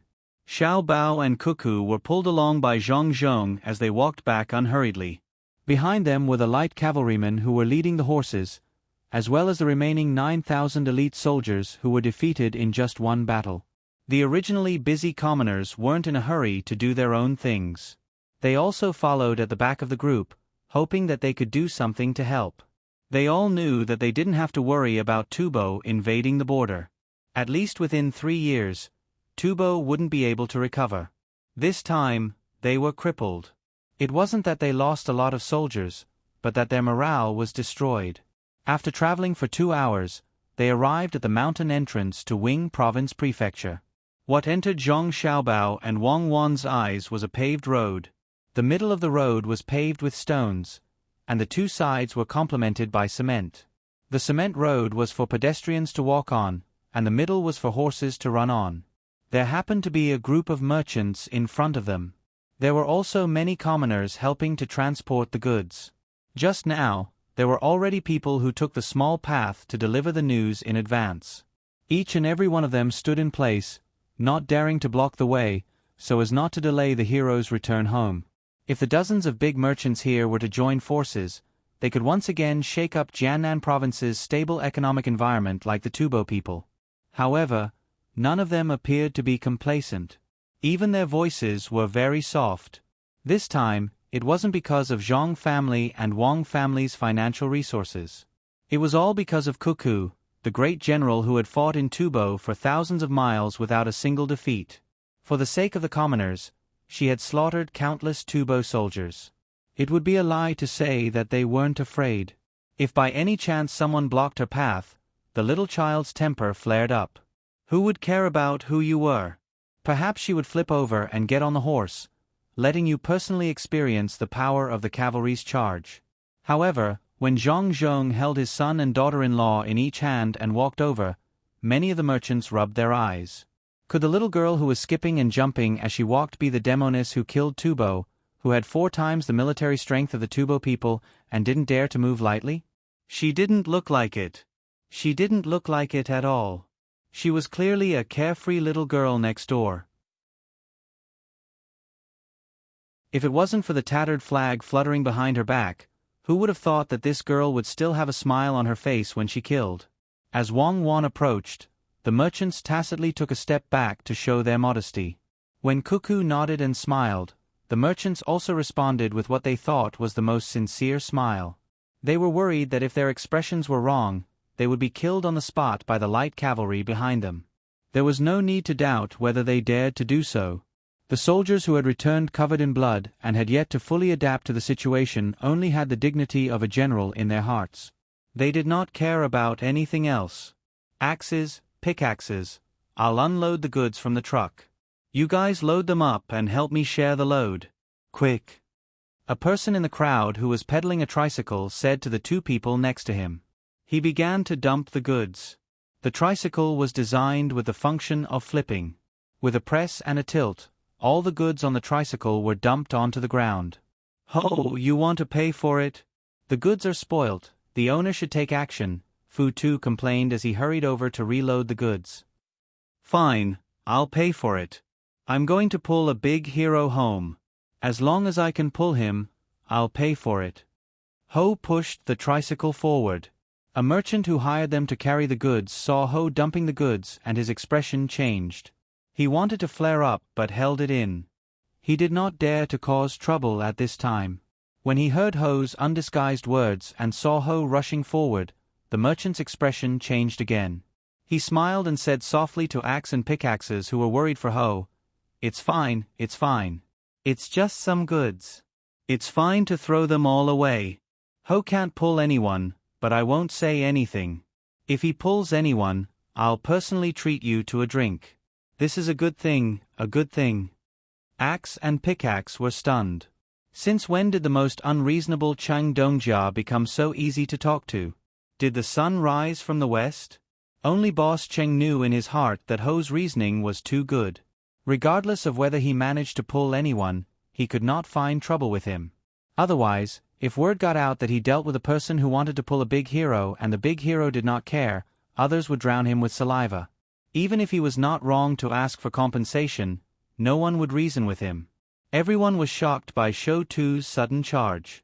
The people from the protection team immediately surrounded Zhang Zhong and the other two. The 200 or so cavalrymen behind them saw the situation and in the blink of an eye, they drew their bows and nocked their arrows. The arrows were as cold as ice and the bows were bent like a full moon. Their speed was fast and their movements were synchronized. Zhang Xiaobao looked at the people's eyes and nodded to Wang Wan and Wei Wei. Wang Wan waved her hand, and the people from the protection team turned around and made way. The cavalrymen behind them kept their arrows and bows in an orderly manner. The commoners who were watching the commotion were shocked again. The people in front were shocked by the sudden charge, while the people behind were shocked by the team of heroes. The instant change of movement was too beautiful. "What are you doing?" Zhang Zhong saw that his son and daughter-in-law did not overreact and knew that the person who rushed over would not hurt them. Otherwise, there would be no need for others. His son and daughter-in-law could kill this person on the spot. How could the bystanders know that when he went out, the most powerful bodyguards were not from the protection team, but the two children? Ho was full of courage earlier, but now he was so scared that he did not dare to speak. He thought about his identity and then thought about the other person's identity. He lowered his head and stammered, "Lord Zhang, I want to use the tricycle to pull you, the young master and the young lady. I think it's not bad, but there's a slope in front. I'm sorry to drag you down." Just as Ho was about to go back on his words and others thought that he was dreaming, Wang Wan smiled and agreed. Really? I'm not tired at all. But, you're a hero, I'll pull you. If I pull you.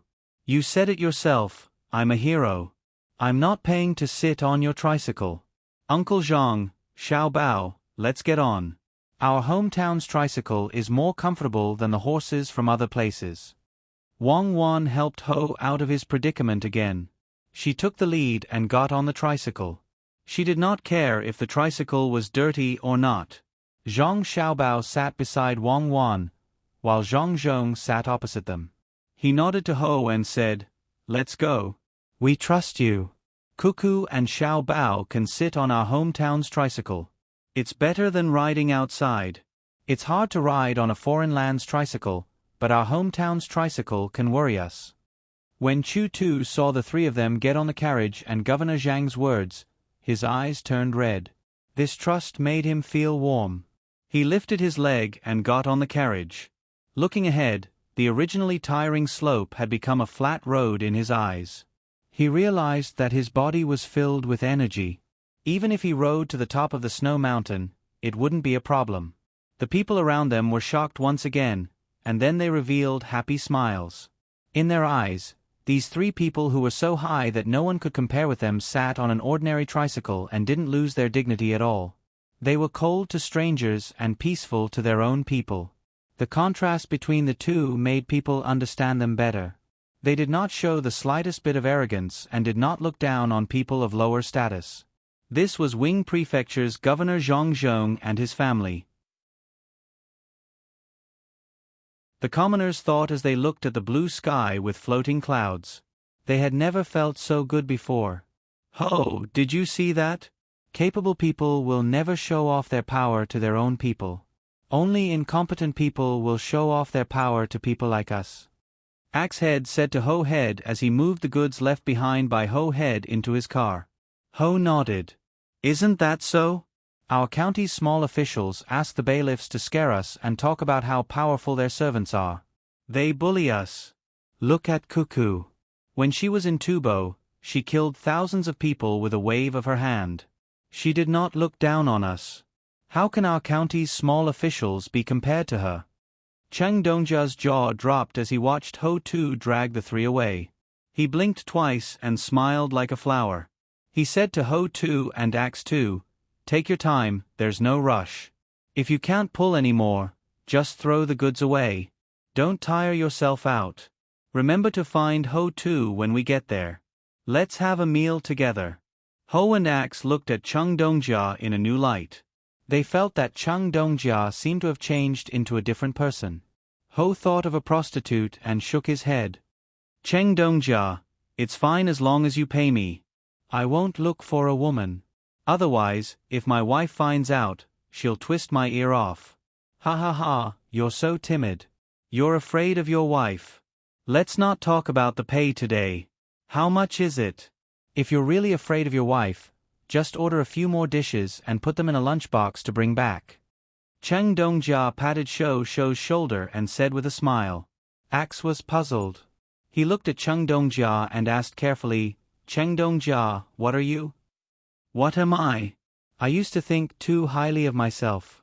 Now that I've compared myself to Lord Zhang, Xiao Bao, and Cuckoo, I know how ridiculous I was. If you want people to respect you, it's useless to keep a straight face. People aren't fools. Even if you show respect on the surface, you don't know how to curse in your heart. Look at Cuckoo. Even if she takes a tricycle, who dares to look down on her? Everyone knows what's going on. Besides, we'll be working with her family in the future. We have to learn from her. When the weather gets cold, we'll look for you to work and give you extra pay." "What's this called?" "Yes, it said that Lord Zhang hung a piece of calligraphy in his study. It says, 'Great love is silent.'"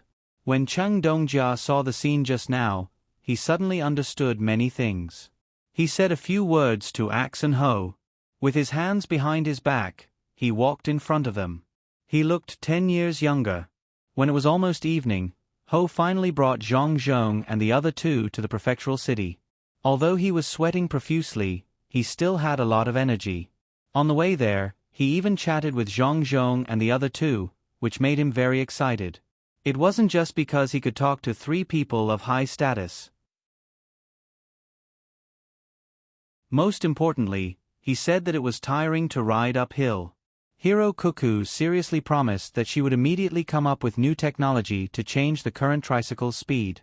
She said something about using a large gear to drive a small gear on flat ground and a small gear to drive a large gear on difficult terrain. Young Master Xiao Bao also said something about changing the handrail into an upper and lower handrail. The upper handrail was horizontal and the lower handrail was concave. He didn't understand, but he knew that Cuckoo and Xiao Bao really took him seriously as a coolie. They didn't rest when they returned home, but they started thinking of ways to make things easier for him. Zhang Zhong and the other two didn't get off the tricycle. Even when Ho's sweat soaked his clothes, they still sat on the tricycle. It wasn't that they didn't want to get off, but they couldn't. If they got off, Ho would be very disappointed.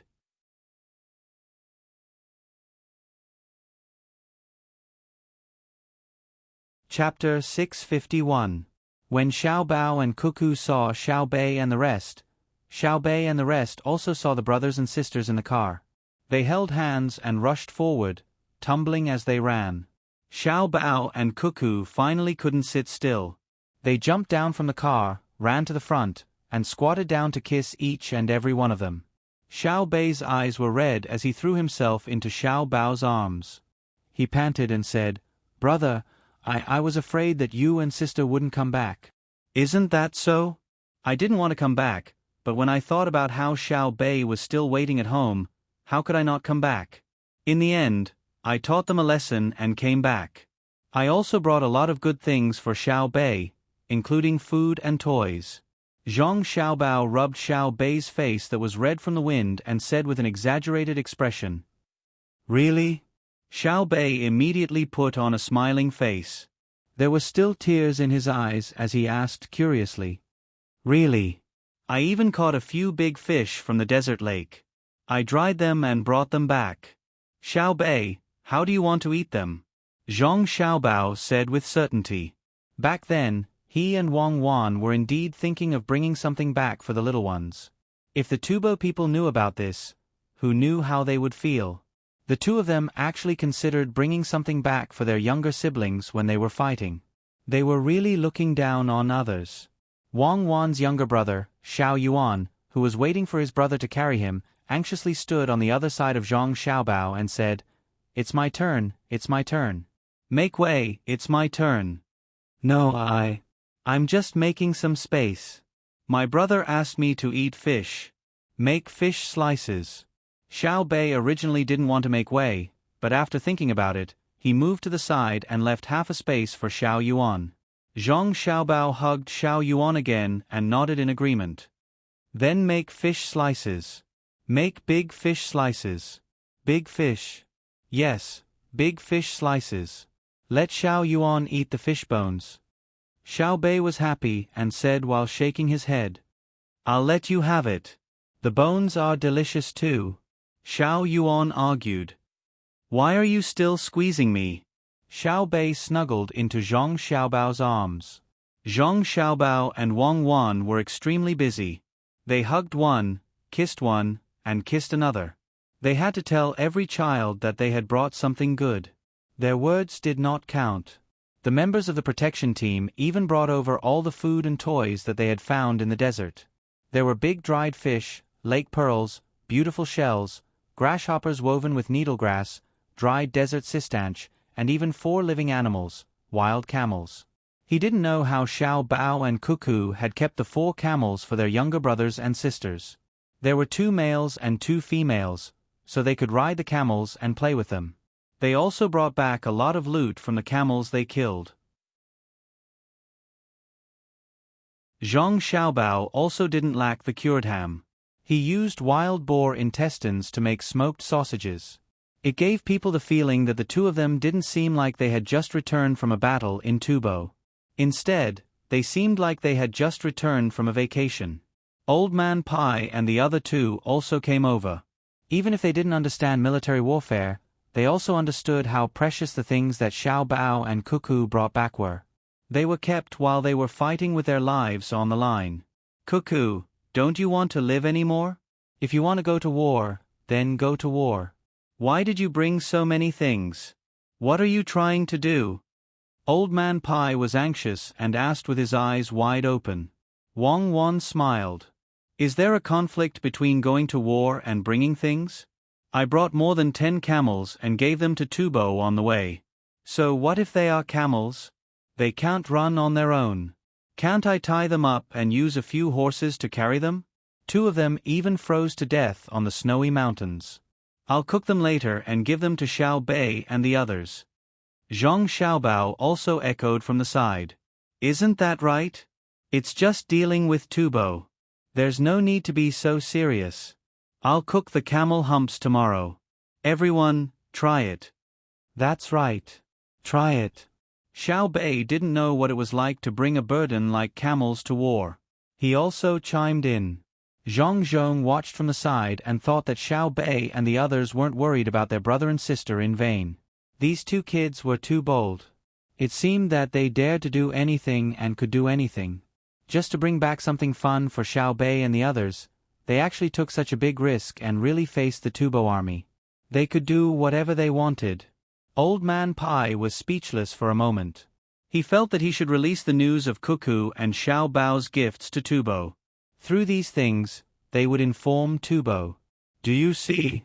This is the commander-in-chief of Izhou's logistics camp, Cuckoo." She sneaked in and ambushed you while you were surrounded. She even brought camels for her younger brothers and sisters to play with. Should the army that was preparing to intercept Pangzhou withdraw or not? Be careful that if Cuckoo was happy, she would bring her younger brothers and sisters to lead 100,000 elite soldiers and kill their way back. Chu Tu, who was pulling the carriage, also saw the scene of Xiao Bao and Cuckoo reuniting with their family.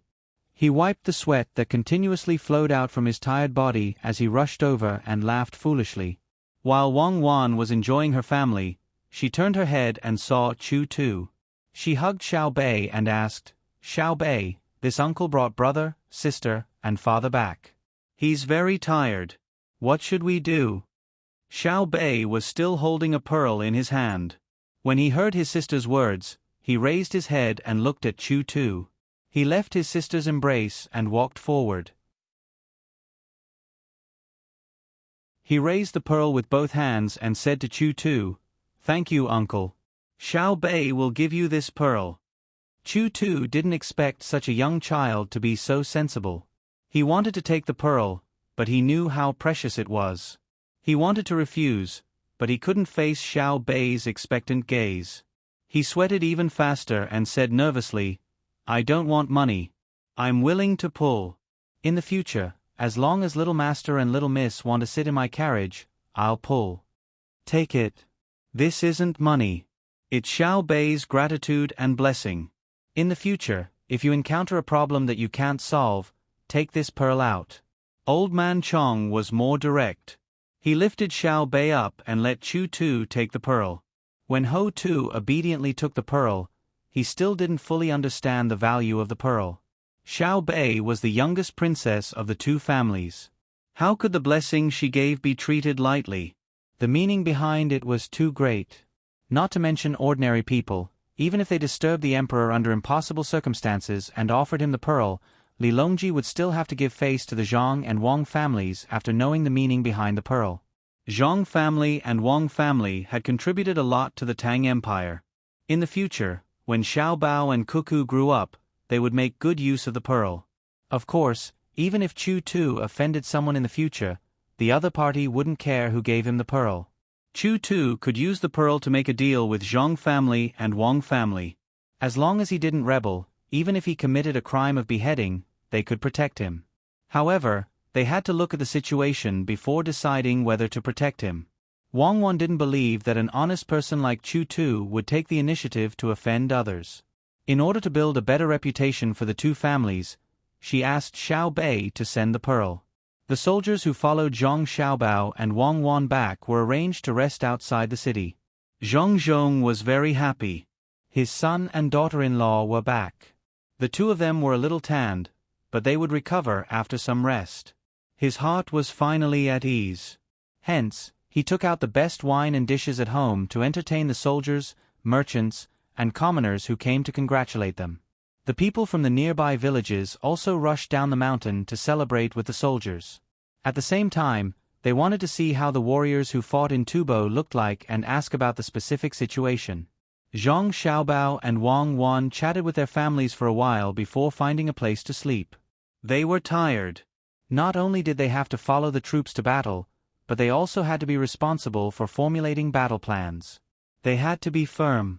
Xiao Bei and the rest of the children didn't know how to have their own house, and they didn't join in the fun. They gathered outside their brother and sister's house and got someone to wake them up to sleep. They were afraid that when they woke up, their brother and sister were gone. What should they do?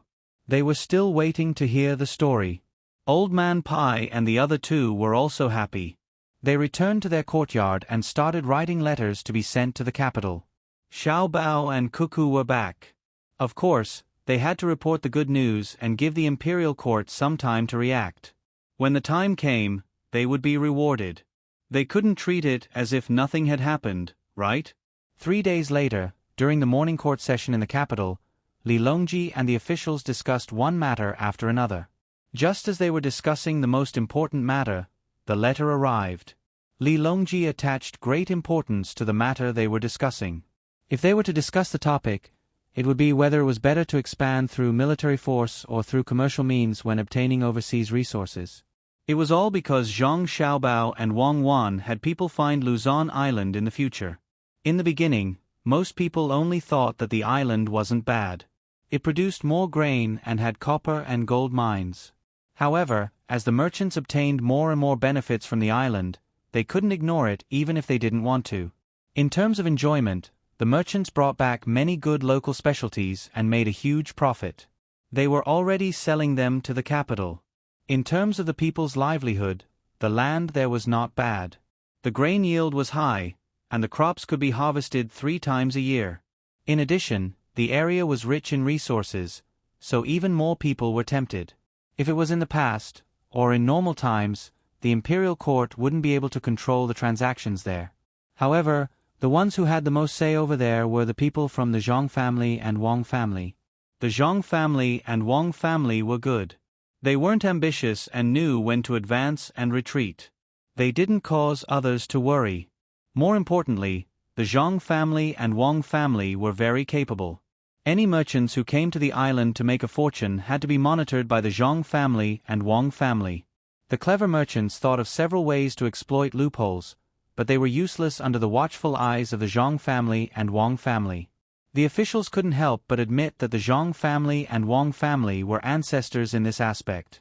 Although it seemed like a good method, it was embarrassing to use it on the Zhang family and Wang family. However, some time ago, news came back saying that as the natives came into contact more and more, they actually discovered many hostile tribes. This had to be dealt with. Thus, whether to solve this through military force or normal commercial means became a hot topic in the imperial court. In the end, everyone said that they were right, and everyone argued that they were right. It was very noisy. Li Longji listened from above. The more he listened, the more annoyed he became. He patted the armrest of the luxurious chair sent by the Zhang family and said, "If you really can't think of a solution, ask the Zhang family." The officials didn't know what to say for a moment.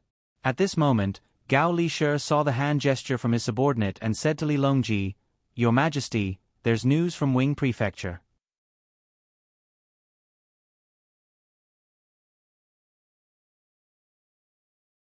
Chapter 652. Nowadays, the imperial court in the capital had developed a habit. No matter what they were discussing, as long as the pigeons from Izhou flew over, they would interrupt the discussion and wait for Gao Lishe to bring back the news. In fact, if there was a war in other places, they would do the same. However, news from Izhou was transmitted faster and more frequently. Not only was there news from the front line, but there was also a series of things Zhang Zhong had done. Old Man Bai and Old Man Yao were like spies who had infiltrated the enemy. They brazenly collected information and analyzed it. If they did not understand something, they would ask Zhang Zhong. Once they were done sorting out the information, they would immediately send it to the capital via pigeons. They would let the people in the capital see what kind of information could be used in other regions. Of course, there were also things that couldn't be said. For example, the Zhang family didn't report the fact that they used dead people for research. The officials in the imperial court didn't need others to report it. They already knew about it and tacitly allowed the Zhang family to do it secretly. However, they definitely couldn't say it out loud. It would be troublesome if the people knew about it. In their hearts, they didn't want to stop it. After all, it wasn't their own family members who were used for research. If it was their turn to be injured one day, they wouldn't expect the medical school to save them. Now, 3 pigeons were sent at a time. Because 2 pigeons didn't arrive at the destination one time, there was a gap in the content of the next pigeon. The imperial court sent an urgent report from 800 li to ask about it. It was unknown whether the 2 pigeons were tired of flying and found a place to settle down or were beaten up by something. Therefore, they added another pigeon to be safe. Li Longji stopped talking. Although the overseas expansion was important, it was far less important than Izhou. As long as the Zhang family in Izhou was there, they could ask his family about whether to use force or business to invade. Gao Lishe walked all the way back to the imperial court. Everyone could roughly guess from his expression. After losing news of Xiao Bao, Cuckoo, and the army a few days ago, Gao Lisher's face was so gloomy that it was about to drip water. Today was different. Gao Lisher, who was already very handsome, became energetic. His eyebrows were raised and the corners of his mouth were raised. The officials understood that this was good news. Do you have news about Cuckoo and Xiao Bao? Li Longji sat on top and asked calmly. If he did not take the initiative to ask, then he would be truly calm. Now that he had asked, it meant that his heart was not like what he showed. Gao Lisher nodded but didn't say anything. It seemed that he hadn't recovered from his joy. A courtier beside him reminded him in a low voice, "General Gao, His Majesty is asking you a question." "Ah. Oh, Your Majesty, good news, we won." Gao Lisher was surprised and quickly replied. Li Longji nodded and didn't say anything, waiting for Gao Lisher to continue. All the officials were also waiting. They didn't know which side would win. After all, the Jiannan faction was fighting two wars at the same time. One was military, and the other was economic. The military was more direct, and the economic was not bad either. "Your Majesty, there's a report from Wing Province. Under the command of Xiao Bao, Jiannan's economic war has successfully defeated the Tubo Empire, swallowing all of the funds invested by the Tubo Empire. At the same time, the local merchants who cooperated with the Tubo Empire were implicated as well. The farmers have been able to earn some income, and the other commoners haven't suffered too much losses. The Zhang family is currently preparing to compensate the commoners who suffered from the high price of grain." When Gao Lisher reported the news to the crowd, an official by the side pouted and grumbled, "The Zhang family is just being kind. The commoners were the ones who went to buy the grain themselves, so why should they care about them? Don't they know that they are helping the Tubo Empire by buying the grain themselves?" As soon as he finished speaking, Gao Lisher immediately replied, "That's not right. Before the dust settled, how could the commoners know that Jiannan is in the midst of a war that can kill without seeing blood? Since we can't eliminate the Tubo Empire before the war, we have to take responsibility for the commoners." "Indeed." Continue, Li Longji spoke up to help Gao Lisher. "Your Majesty, according to the data compiled by the Zhang family, the Tubo Empire and the merchants invested roughly 400,000 strings of cash to launch an economic war against Jiannan. Due to the leverage effect, the capital invested was increased by 5 times, and Jiannan City suffered a blow of nearly 2 million strings of cash. The Zhang family invested 25 strings of cash to create half of the Tubo Empire's leverage in the form of futures contracts. At the same time, through technology and public opinion, they managed to limit the amount of money invested by the Tubo Empire and the merchants to a small extent. Furthermore, they cooperated with the local merchants to solidify the reputation of the tricycles in the market. Using the excuse that the newly renovated roads were suitable for the tricycles, they launched a direct attack on the Tubo Empire's livestock acquisition method. The concrete operation plan will be sent to you later. This economic war is being commanded by Xiao Bao from the Tubo Empire. When he returned, he said that he had too many regrets that he wasn't able to control the situation as he wished. Gao Lisher tried his best to explain with a calm tone. As for the various terms, the officials in the royal court knew them, and they had no choice but to learn them. Li Longji nodded. Wei Wei nodded. He still didn't understand the details of the matter, and he would have to wait for the news to reach the capital. This was the first time he was witnessing what a true economic war was like, and he was certain that the situation wasn't as simple as it seemed on the surface. An official by the side suddenly asked, "General Gao, did the news mention where the money invested by the Tubo Empire and the merchants working with them went? A portion of it was taken by those with grain, but it can't be that they took 400,000 strings of cash, right? Also, where did the money spent by the local merchants go?" "That wasn't mentioned, but it should be taken by the Zhang family," Gao Lisher replied. "If the Zhang family took it, who would the money belong to in the end?" the official asked. The others couldn't help but have similar thoughts as well. Indeed, would the money belong to the Zhang family in the end? Wouldn't the Zhang family think that they would be able to reap benefits just by participating in an economic war? Wouldn't that make the Zhang family think that they could play around with it in the future? Gao Lisher didn't answer the question directly. Instead, he turned to Li Longji and said, "Your Majesty, Cuckoo has returned with a great victory. She launched a series of sneak attacks on the Tubo Empire's territory, burned countless Tubo rations, killed countless enemies, and annihilated the Tubo Empire's cavalrymen before returning from the snowy mountains. As for the details, we'll know once the battle report arrives." This sneak attack was also to coordinate with Xiao Bao's economic war. Tubo is in a precarious situation this winter, and Xiao Bao intends to use the excess rations in Jiannan to trade for cheap livestock in Tubo. The livestock will be used in Jiannan province's transportation and farming areas, and they will only be charged a small fee, which will be supplemented by the local medical hall in the future. The officials finally understood. The Zhang family had given the benefits to the entire Jiannan province, and the ones who received the money were the commoners and local officials. The Zhang family didn't ask for the money themselves. The official who asked the question earlier didn't know what to say. Similarly, Li Longji wasn't clear on the details of Wang Wan's battle, so he could only await further news. That means to say that Tubo is currently lacking in rations, and the morale of their troops has been reduced to zero? They won't be able to invade the borders for the next few years. Officials, when will Zhang Zhong return, and where should we arrange for him? Also, how should we reward Cuckoo and Xiao Bao? Li Longji pondered for a moment before asking the officials. This time, the royal court was in an uproar. There were all kinds of opinions. Some said that Wang Wan should be allowed to lead more troops to attack Tubo instead of using rations to trade for livestock. After all, wouldn't they be able to obtain livestock after conquering Tubo? Some said that Zhang Zhong should be allowed to return to the capital as an idle official. After all, he had too many matters to deal with, and he needed to rest for a while. In other words, they were saying that Zhang Zhong's reputation was growing more and more, and they should restrain him a little. There were also some who suggested that Zhang Zhong should continue to be the provincial governor of a province, and arrange for Xiao Bao and Cuckoo to be local officials.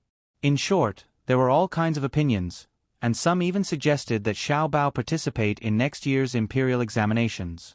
Because Zhang Zhong was the provincial governor, it wouldn't be a problem to give Xiao Bao the position of high scholar, and they could save the trouble of taking the examinations.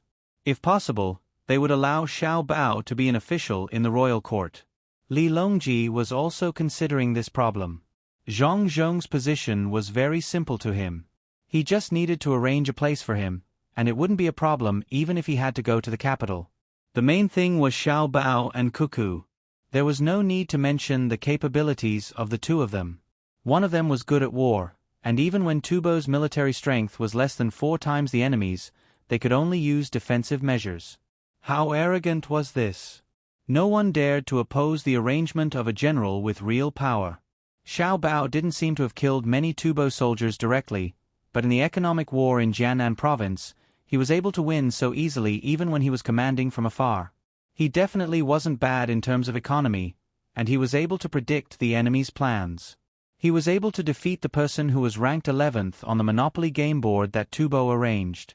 If they arranged for him to be the county magistrate, he would definitely be able to do a good job. Besides, he also had the help of his family. However, the 2 children were really too young. According to the rules, once they were assigned a position, they couldn't be in the same place as their family. He didn't know if they were willing or not. If they weren't willing, he couldn't do anything to the 2 children. During the debate, time passed quickly, and it was already past the usual morning court session. If they continued to debate like this, they probably wouldn't be able to eat their meals. Gao Li-shi didn't participate in the debate. He was thinking about when he could meet Xiao Bao and Cuckoo in person and let Xiao Bao be his adopted son. He was worried that Xiao Bao wouldn't accept. After waiting for a while, seeing that the debate still hadn't reached a conclusion, Gao Li-shi moved closer to Li Longji and quietly said, "Your Majesty, why don't we wait until after the new year to ask Zhang Zhong's family and see what they plan to do? There's one more thing. Give the Zhang family some benefits." The Zhang family asked for land in Jiannan province or Hebei province. We should think about this. Should we give it to them or not? Give. If we don't give, how can we be at ease?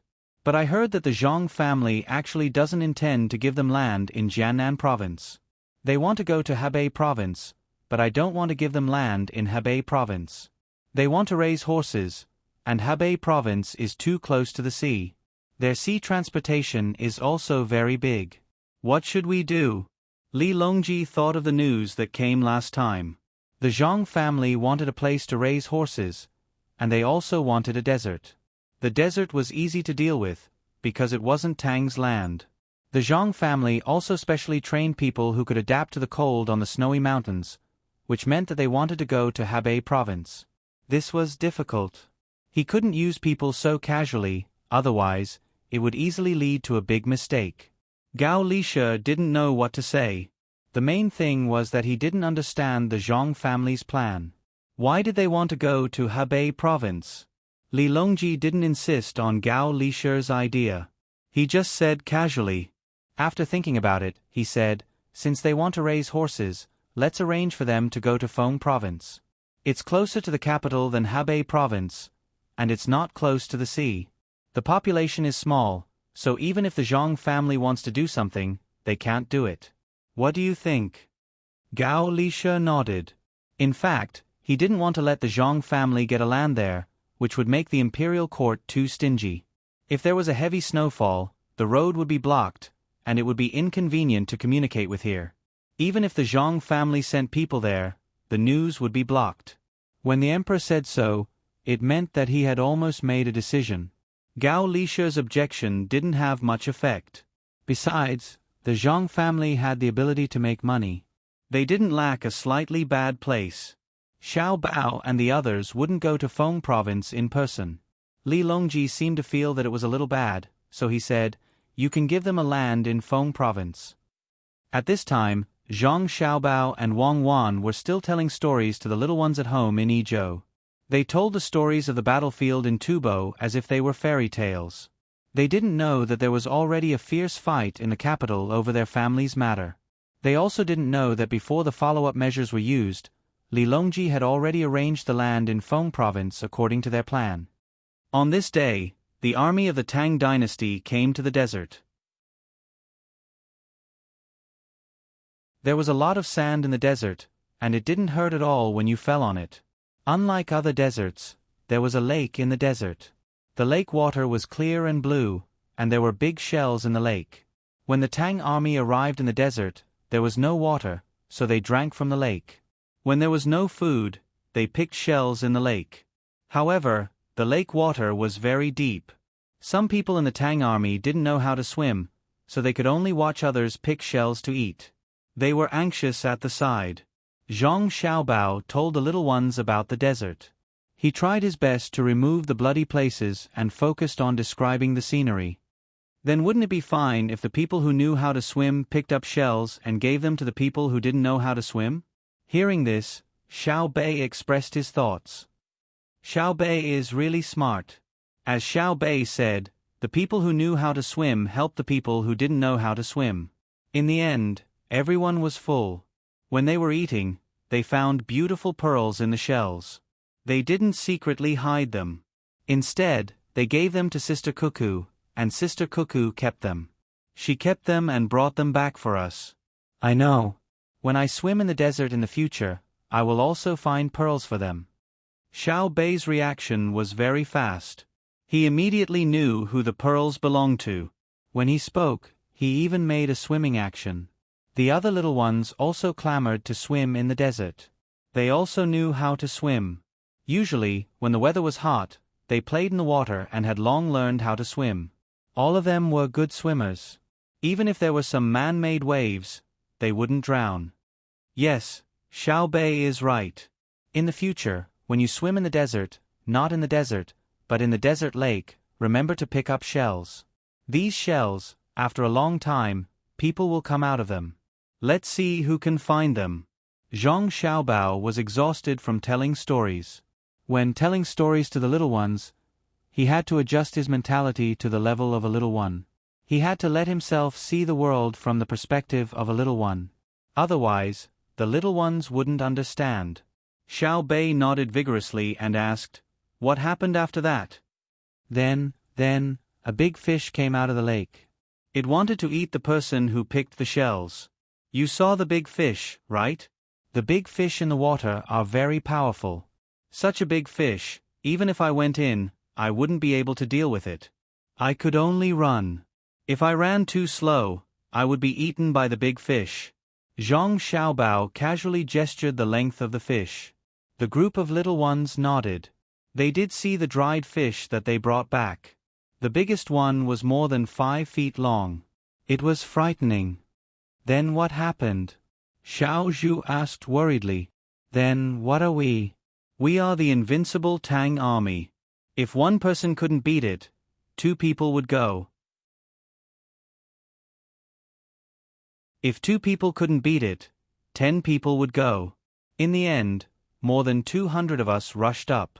When the big fish saw that it was not good, it wanted to run away. Guess, did it run away? Zhang Xiaobao said with a mighty look. No. The little ones shook their heads. Yes, it didn't run away. More than 200 of us surrounded it.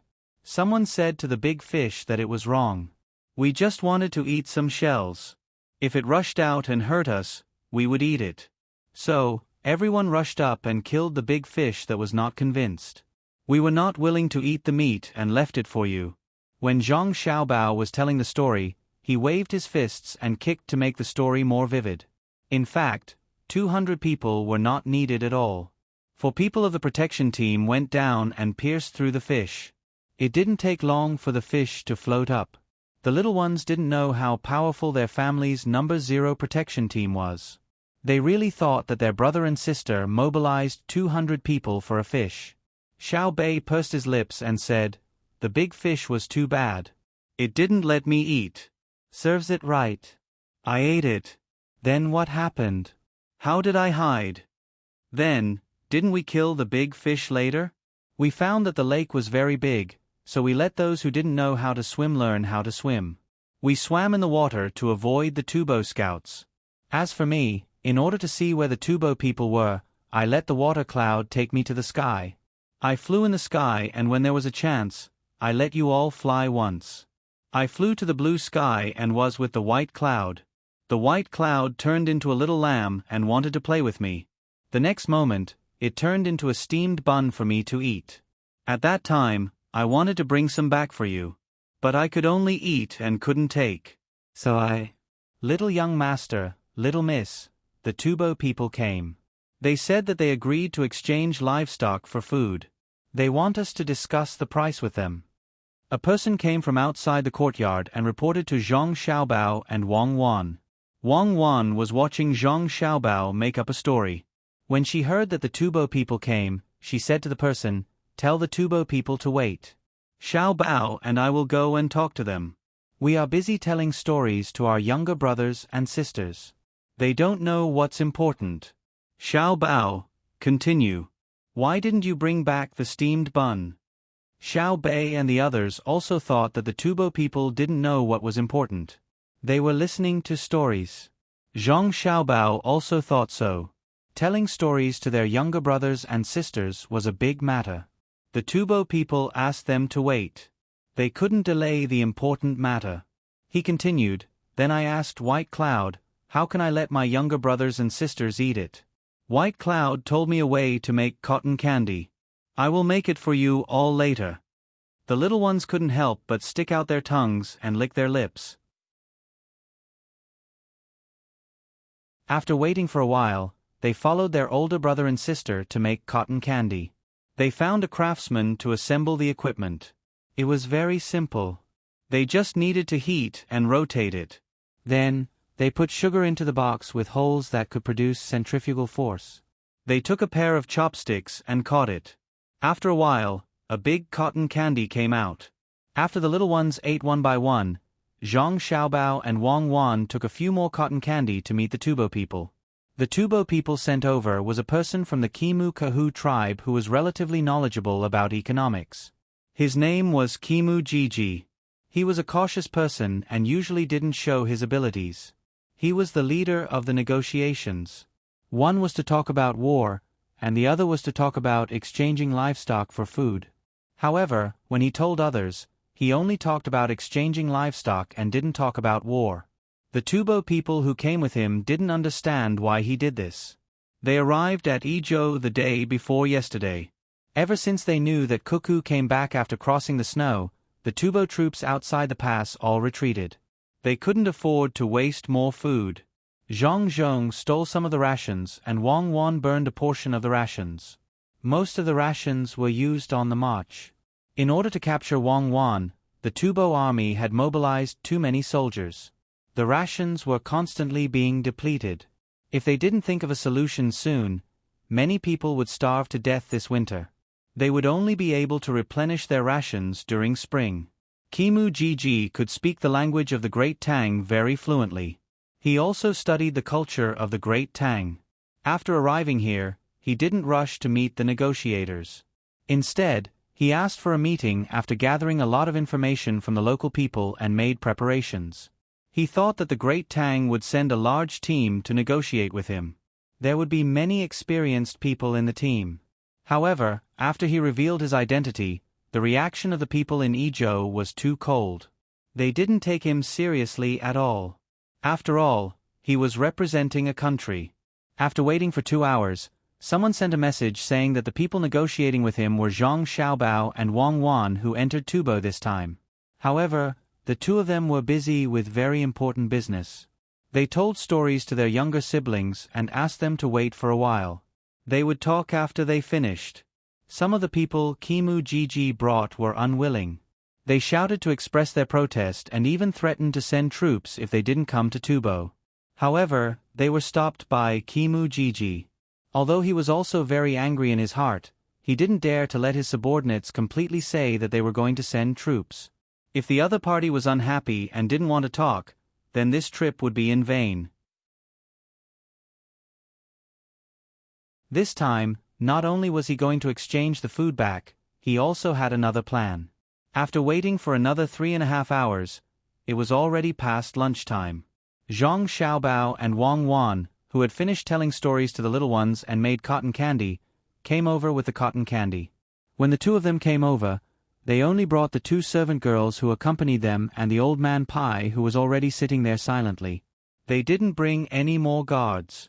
There were 7 people from Tubo, led by Kimu Jiji. When they saw that the 2 people who came in were the 2 children who messed up their country, some of them wanted to kill the little girl right away. However, when this person's murderous gaze met with Cuckoo's eyes, he immediately retracted his gaze. At this time, Cuckoo no longer had the doting expression she had when she was playing with her younger siblings.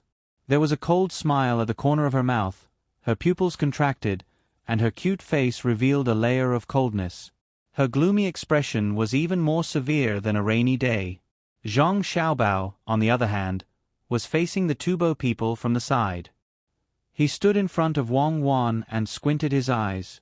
When he saw the unfriendly gazes from the other side, he chuckled and said, "Heh, what? You want to kill all of us here? I'll warn you, if you show that kind of expression again, I'll bury you in the Tang Empire. Just with you guys? I'm not looking down on you guys, but you guys are really not worthy of my attention. Killing you guys now is as easy as crushing an ant. If you're not convinced, look at me again. Xiao Bao, don't scare them. We've already beaten them up like that, so it's not right to scare them anymore. Give them some face.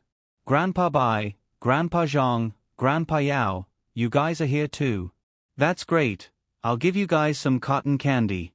I made it especially for Xiao Bei and the rest just now."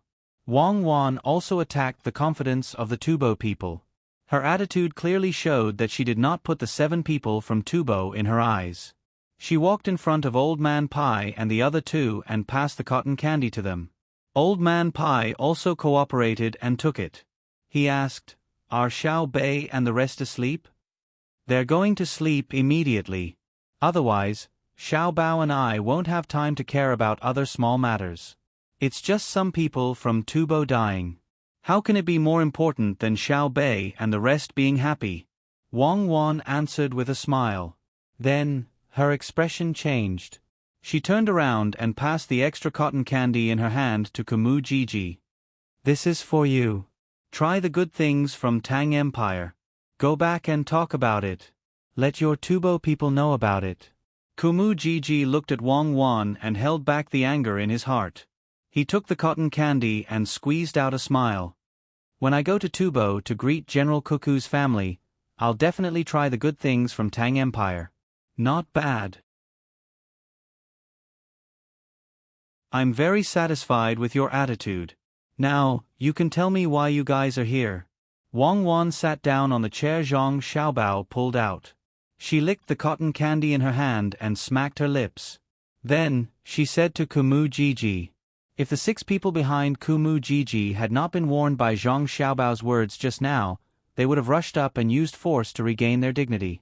Kumu Gigi took a deep breath and slowly exhaled. He said, this time I have 2 things to say. First, that is... Wait. You haven't told me your name. Tell me first. Tubo won't send a nameless person here, right?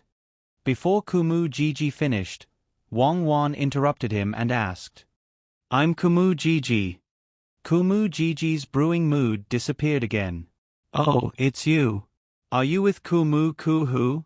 Your names are similar. He was defeated by me. Fortunately, he didn't come. Otherwise, I would ask him if he still dares to come. Wang Wan continued. Kumu Gigi's hands under the table clenched into fists. Then he loosened them and nodded. We are from the same unit. But names have nothing to do with each other. The war is over. Let's not talk about the battlefield. I have 2 things to talk about. First, that is the situation of the war.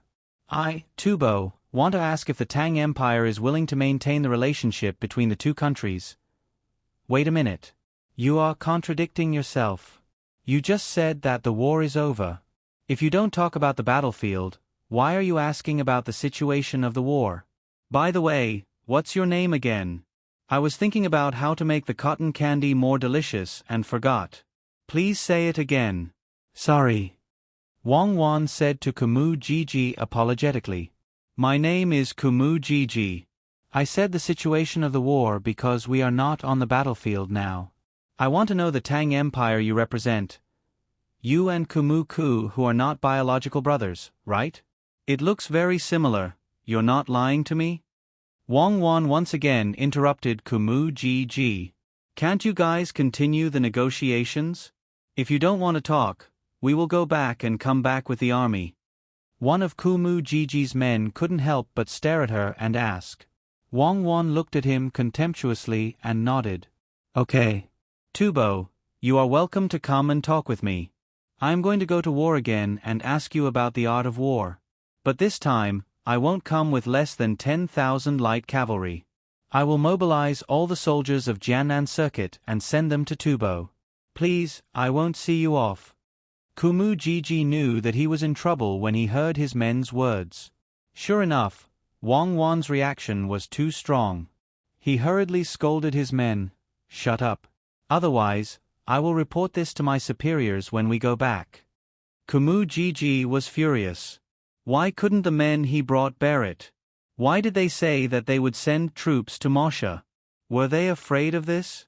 The people beside him also knew that they made a mistake. They lowered their heads and didn't say anything.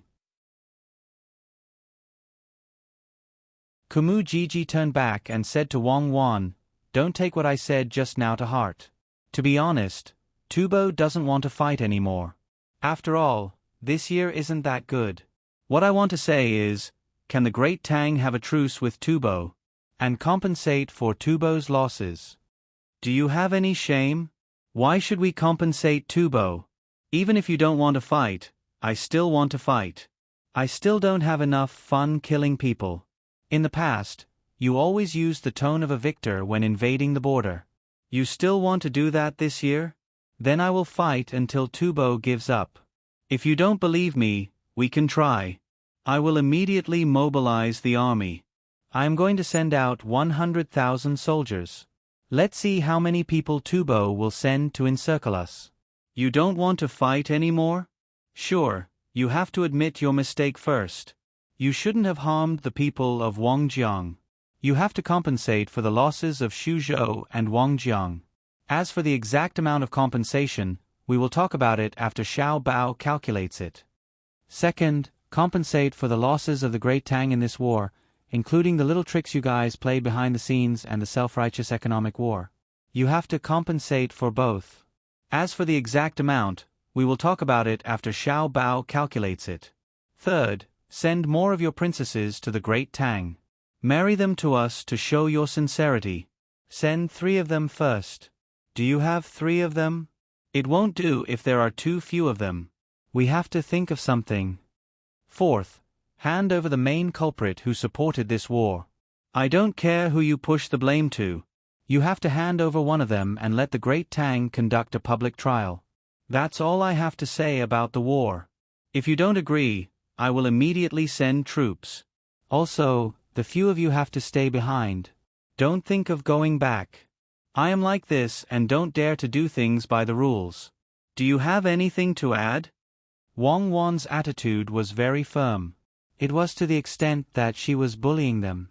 The 7 people from Tubo all stared at Wang Wan with their eyes wide open. They didn't expect this last to be so belligerent. She wanted to start a fight at the slightest disagreement. If it wasn't for the fact that she was famous in Tubo, they would have thought that she was joking. But it wasn't the case now. If she really had such capabilities, when she sent out 100,000 troops, how many Tubo troops would be able to contend against her? After hearing Wang Wan's words, Kumu Gigi was worried sick. This little girl was indeed not easy to talk to. She would say whatever she thought and didn't care about reason at all. But this little girl was different from other children. She really had the ability to lead troops to war and even win. Thinking of this, Kumu Gigi said to Wang Wan, "We can talk about it slowly. There's no need to rush. I don't have the authority to decide on this matter. Why don't we wait and talk about another matter first?" "Okay, I'm not in a hurry. Xiaobei and the rest should be asleep already. I will talk with you for a while and won't delay telling them stories. If we can't finish talking about the war today, we will talk about it tomorrow. If we can't finish talking about it tomorrow, we will continue to postpone it until spring. I will also take a break.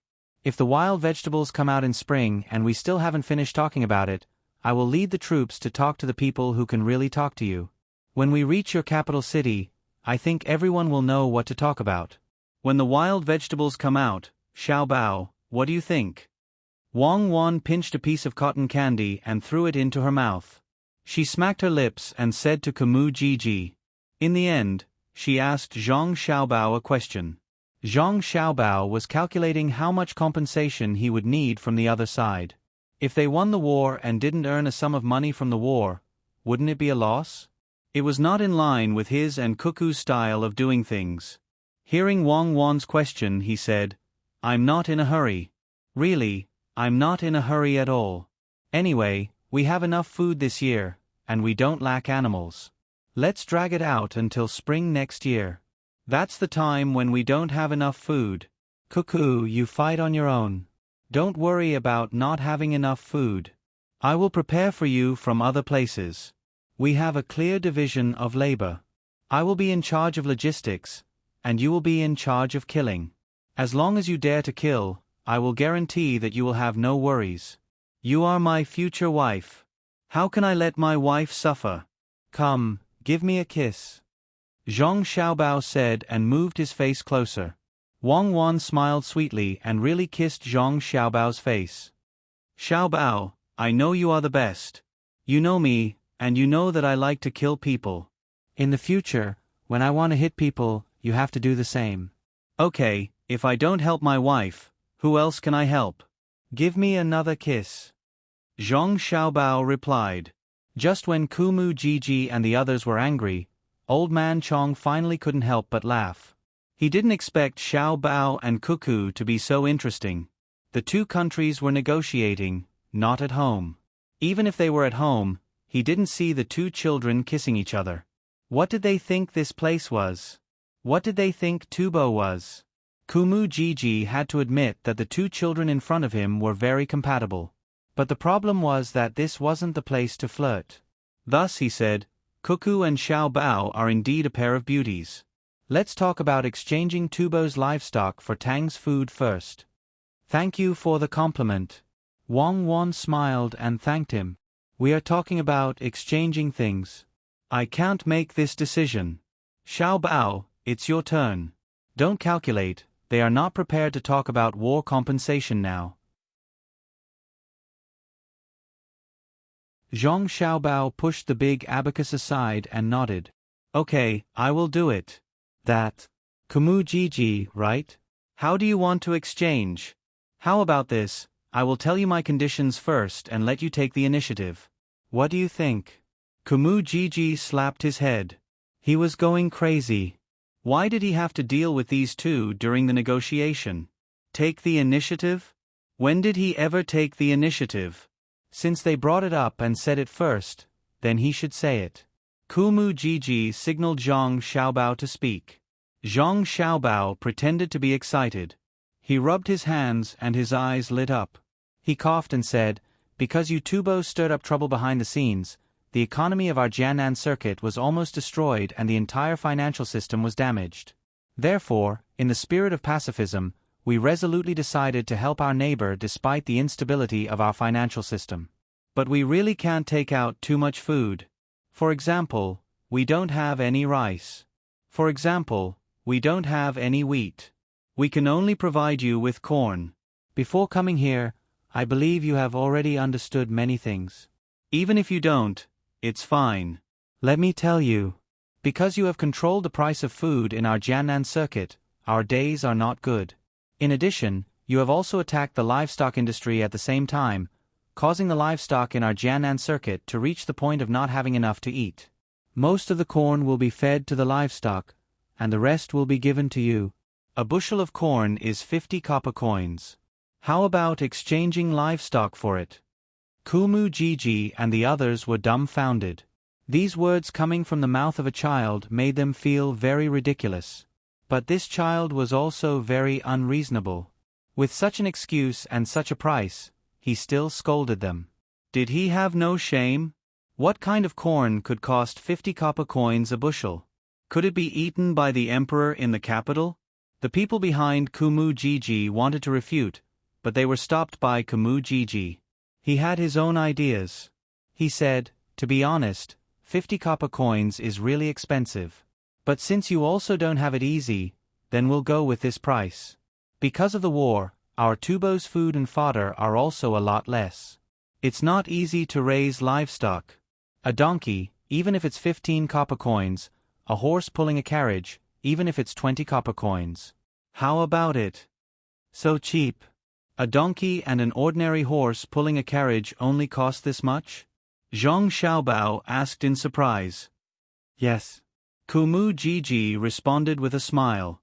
Zhang Xiaobao said with a sad expression, it's cheap, but it's a pity that the livestock we originally planned to exchange for isn't for work. We already have a tricycle, so we want to kill them for meat. If it's really this price, then it's better to get meat from elsewhere. We can't afford to raise them. Livestock eat too much. Since it's like this, we'll use the extra corn to exchange for livestock in our country. You wait for 2 months. If we still have some left, then we'll give it to you for free. We can't let your people starve to death. Zhang Xiaobao's words were very helpless, but the meaning he expressed was not helpless at all. That was, he was not exchanging, and he very tactfully refused. Kumu Jiji, who thought that the other party would bargain, and when the time came, he would also bargain. At this time, he was dumbfounded. The other party actually directly refused. The two maids who were in charge of pouring tea at the side resisted the urge to laugh. They looked at Kumu Jiji and the others with eyes full of pity. They thought in their hearts, you guys can't negotiate with anyone, but you have to meet the young master and young lady. You guys can't use the method you thought of previously, right? Old Man Pai and the other two were very comfortable at the side. They originally thought that this negotiation would be very difficult, because Tubo had negotiated with Tang many times before, and every time, they could not achieve better results. Sometimes, they would show a strong attitude, but the other party would not compromise at all. The main reason was that both sides were adults, and they knew that war was not a child's play. If they could make peace, then they would.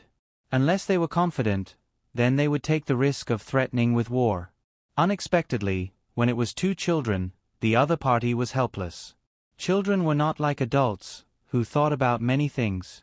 If they felt that something was right, they would do it according to their own ideas.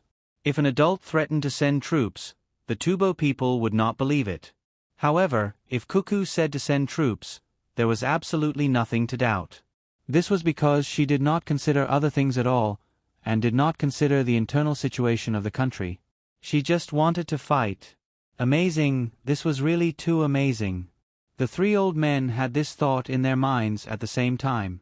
They did not think that Cuckoo and Xiao Bao did not know the price of war.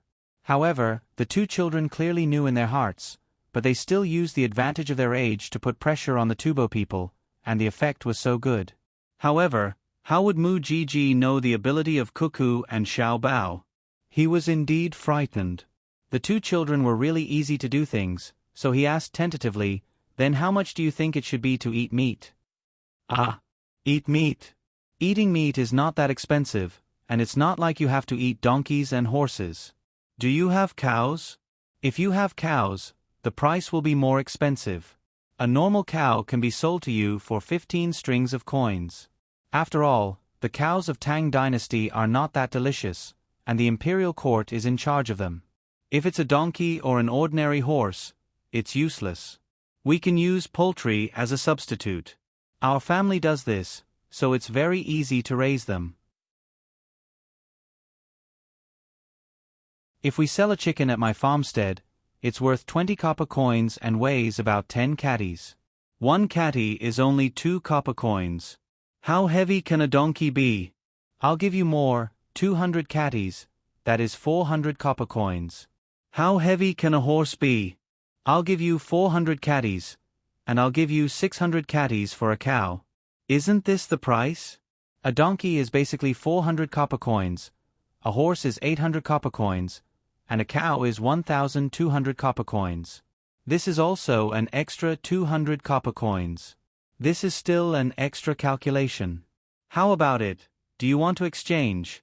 When the time comes, the exact weight will have to be weighed. Of course, there is one more thing, and I have to compensate you. After all, when you ship it here, sometimes the weight will be reduced. Based on our friendship, I am willing to pay you this money. A copper coin for a catty is not a small amount, right? Zhang Xiaobao gave such a price. Using the price of a chicken, the price of livestock was based on the weight. In Zhangjia Zhuangzi of Sanshui County, the internal price of a cow could be sold for 20 copper coins. That was a lot. Who would buy someone else's cow for no reason? How is this possible? That is a donkey and a cow. Not to mention the use, even the taste is different. Kumu Jiji argued. He definitely could not sell it at such a price. How is the taste different? Indeed, it is not as delicious as chicken. My family's smoked chicken and roasted chicken are not ordinary things. That taste, I will treat you to a taste later. As long as you can make the taste of donkey and cow to such a degree, I will give you a higher price. Zhang Xiaobao also retorted. Kumu Jiji and the other 7 people had already tasted it. In Yizhou, there was a shop that specialized in smoking and roasting chicken. He did not know what was added, but the taste was really good, especially the pine bone chicken. When he grabbed a leg and shook it slightly, the meat would fall off. However, this was not because the chicken was really delicious. It was because the method used to make it was different. The seasonings used were also different. Even if it was livestock, if the same method was used, the taste would only be better. Kumu Jiji knew clearly in his heart, but he could not say it. He knew that once he said it, the other party would have a reason to lower the price. First, the other party would raise the price of his livestock. Then, they would talk about the cost of production. In the end, it might even be lower than the current price. In a negotiation, one naturally had to pay attention to the method. However, Kumu Jiji immediately put this matter aside and said to Wang Wan, "The price is too low.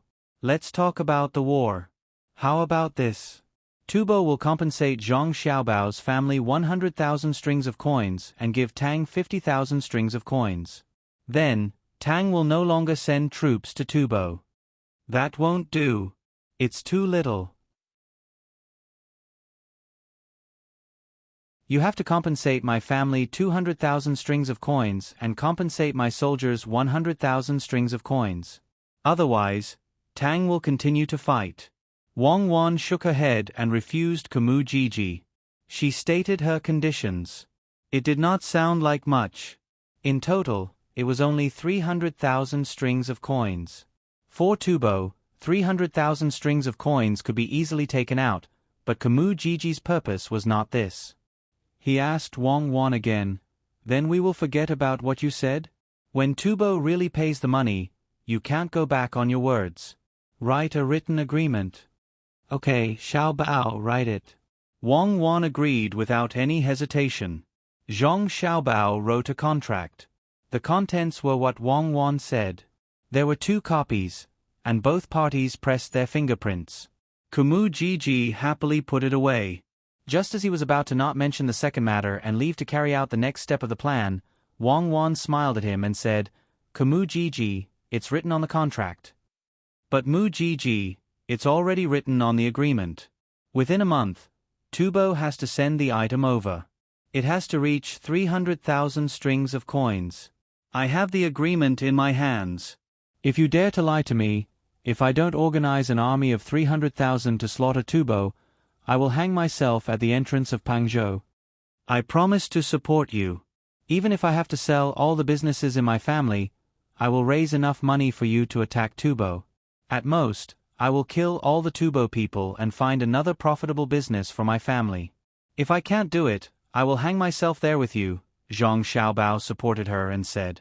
When the 2 of them said this, Kumu Jiji's 7 people, including Old Man Pai and the other 2 people, were all moved. Their words were too ruthless. They were using their lives as a bet to threaten the other party to see if they would send troops. Kumu Jiji smiled awkwardly and said, "You don't have to do this, right?"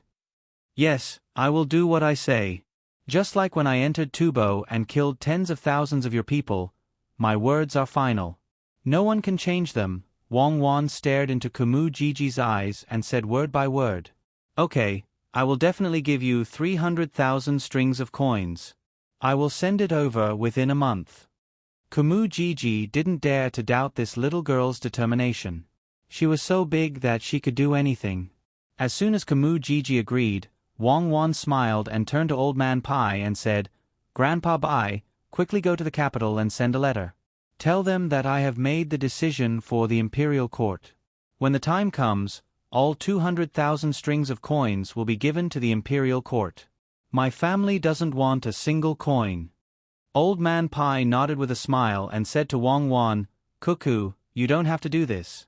Even if your family keeps all 300,000 strings of coins, the imperial court won't say anything. The emperor is a famous monarch. The portraits of you and Xiao Bao are pasted in the emperor's study. When you see the emperor, make some good food for the emperor. Even if you immediately mobilize all the soldiers in Jiannan Circuit, the emperor will still happily agree. You may not know this, but when you are leading the soldiers outside, the imperial court is waiting for news of your return every day. Even when the imperial court has stopped discussing matters, they still have to take care of the news from Ezhou first." "Yes, that's right. Cuckoo, you don't know how many people like you and Xiao Bao. If you agree, so be it. So what if you represent the imperial court? No one will punish you." Old Man Yao also helped to say. Wang Wan revealed a brilliant smile. She turned to the dumbfounded Kumu Jiji and said, "Did you hear that? Hurry up and give me the money. You want to play tricks with me? You are still too inexperienced. Who am I? I am a little girl. Who will lower themselves to the same level as a little girl?" Kumu Jiji stared blankly at Wang Wan. He was too surprised. He was surprised by the imperial court's indulgence of Wang Wan. He was also surprised by Wang Wan's intelligence. She actually knew what he was going to do next. Yes, He wanted to sow discord through this negotiation so that the emperor of the Tang Empire would no longer believe in Wang Wan. He even wanted to punish the Zhong family and the Wang family. If he could make the Zhong family and the Wang family hate him and leave the Tang Empire, that would be even better. But what he didn't expect was that his plan was seen through as soon as it started. The news he got from the other two was unbelievable. The imperial court of the Tang Empire had already recognized Cuckoo and Xiao Bao. According to this, he had to give them the 300,000 strings of coins. If he didn't give them the money, Cuckoo would promise to send troops. If he was in her position, he would do the same. While Kumu Gigi was thinking about this, Wang Wan, who had finished eating the cotton candy, yawned and said, "Let's call it a day. You send the letter back and ask. Tomorrow we will discuss the matter of exchanging livestock for food." After that, Wang Wan got up and left. Zhong Xiaobao followed her. Old Man Pai and the other two also left. Only 2 maids were responsible for arranging a place for Kumu Gigi and the 7 people to rest. The money for the rest was free. The Zhong family and the Wang family would bear it themselves. After Kumu Gigi returned to the place that the Zhong family arranged for him, he began to prepare the letter. After dipping the brush in ink, he suddenly didn't know what to write. Should he write that he failed in the negotiation and was schemed against by the other party when he was scheming against them, causing Tubo to lose 300,000 strings of coins? In the past, when he was complaining about the Japanese invaders, he didn't say that he would compensate the Tang Empire even if they were defeated. Today, he had to give such a result? It was too late to regret. The handprint was already on the letter. If he didn't give the money, Tubo would be attacked by the Tang Empire's army this winter. Moreover, Cuckoo would be the one leading the army. After thinking for a while, Kumu Gigi felt that he had made a mistake. He sighed helplessly and began to write on the paper. The other 6 people who followed him here waited obediently at the side. Today, they had seen how difficult the negotiation was. Cuckoo and Xiao Bao didn't care about anything else. As long as they thought of something, they would immediately say it. They were even willing to sell all of their properties for money to attack the Tang Empire. They had never seen or even heard of such opponents before. However, the imperial court might admit that they were unlucky. They were really unlucky today. The person who looked at Wang Wan murderously at the beginning muttered, "If we had known, we would have killed the 2 of them. As long as they don't lead the army, why should we be afraid of them? Even if we die in the end." At this moment, Kumu Gigi, who had finished writing the letter, vented his anger on the person who spoke. "Then why didn't you do anything just now? Don't be so scared that you shrank back. Now, you still dare to talk about this matter? Kill. Do you really think that the 2 of them are so easy to kill? There's no need for you to do anything. If you had looked at them one more time, you would have been dead by now. They don't care about the matter of not killing the envoys when 2 countries are at war." Kumu Gigi always felt that he was in danger when he sat opposite Cuckoo. He didn't know where the danger came from, but he didn't dare to do anything casually. After scolding the person who followed him, he began to think about how to exchange the livestock of Tubo for more food. Otherwise, many people would starve to death this winter. At that time, the Tang Empire would take advantage of the lack of manpower to send troops again. Tubo wouldn't have the strength to fight back. The person who was scolded didn't say anything. Kumu Gigi said something that he didn't want to mention. At that time, when he was stared at by Zhong Xiaobao, he felt that his soul was about to leave. It was as if he would be killed in the next moment. The other 5 people also became silent. They were very helpless about the result of today's negotiation. They couldn't help much and couldn't show the Tubo's imposing manner. The other party kept saying that they would send troops. What imposing manner was there to speak of? After Kumu Gigi sent the letter away, he felt as if he had just been fished out of the water. His clothes were drenched in sweat.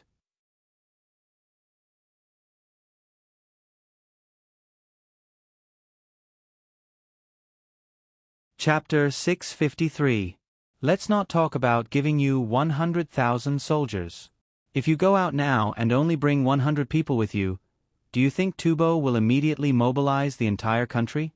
Just based on your reputation, you can make the Tubo Empire mobilize 50,000 soldiers for you. In fact, Zhang Xiaobao knew that Wang Wan had thought it through. If Wang Wan didn't say it herself, then he would say it himself. He would praise her and make her happy. Sure enough, Wang Wan was happy. She said to Zhang Xiaobao, "Actually, you're not bad. When everyone looks at you now, they only think that you've won the economic war. They don't know that a real strategist, even in the financial field, will not admit that winning the other party in their own country is a victory. How can a person like you be willing to defend passively?" It was Zhang Xiaobao, Mi Fan, and the rest who took action with your plan. This time, if they don't cause Tubo's economy to regress by 10 years, I don't believe you will be satisfied. I estimate that within a month after spring plowing, your plan will be able to produce results that will make people stop. I am also looking forward to that moment. Don't talk nonsense. I've never thought of invading other people. I just sent people over to help the local economy develop. As for what mistakes there were, that's because I didn't consider them. But my intentions were good, so you can't deny it. Didn't Grandpa Bai and the others want to see what the advanced style was? Great Tang doesn't have a chance, but Tubo can. I will set up a bank in Tubo and start investing. I will let that so-called expert in Tubo know how much leverage can be used in finance. So what if it's Tubo? 100 years ago, someone had shaken up the British financial system. I've never thought that I'm worse than him. Since we can't fight in the same era, I'll fulfill my dream here. Zhang Xiaobao said with regret. He really wanted to compete with the experts of the past, but in the era he lived in, there was no such situation. Everyone learned and became smarter, and the economic structure became more and more stable. This stability was not a fixed pattern, but a flowing pattern. The people of the world finally realized that the economic aspect was the same as the aspect of war. There was no fixed pattern, but when all the methods were used, it was not easy to succeed. Otherwise, how could he have swindled so little money? Although for many people in the world, that amount of money was already shocking, he was not satisfied. If he wanted to complete the things he wanted to build in his country, he still needed a lot more. Wang Wan laughed twice. She held Zhang Xiaobao's shoulder and said to him, "You are too bad. You went to other countries to make trouble. It's not that the Tubo masters don't understand the principle of leverage, it's just that you didn't give them a chance. When they wanted to touch salt, which is the most important thing to the people's livelihood, you guarded it so strictly. When the other party finally managed to generate several times the leverage in terms of food and livestock through the bank, you immediately used irregular means to offset it. You used 250,000 strings of cash to fight against an opponent with 400,000 strings of cash and swallowed all the money invested by the opponent. How can you still say such things?" Zhang Xiaobao sighed. "It's not that I want to deal with him, but he's gone too far. Besides, why should I treat him as an opponent? Look at the way he operates. Is that how he uses financial leverage? Needless to say, if you weren't busy with the war at that time, you would have dealt with him. He didn't even secretly set up a plan, so how could he make a move on everything related to the people's livelihood at the same time? Why didn't he hide in secret first? He really thought that the Great Tang was his people.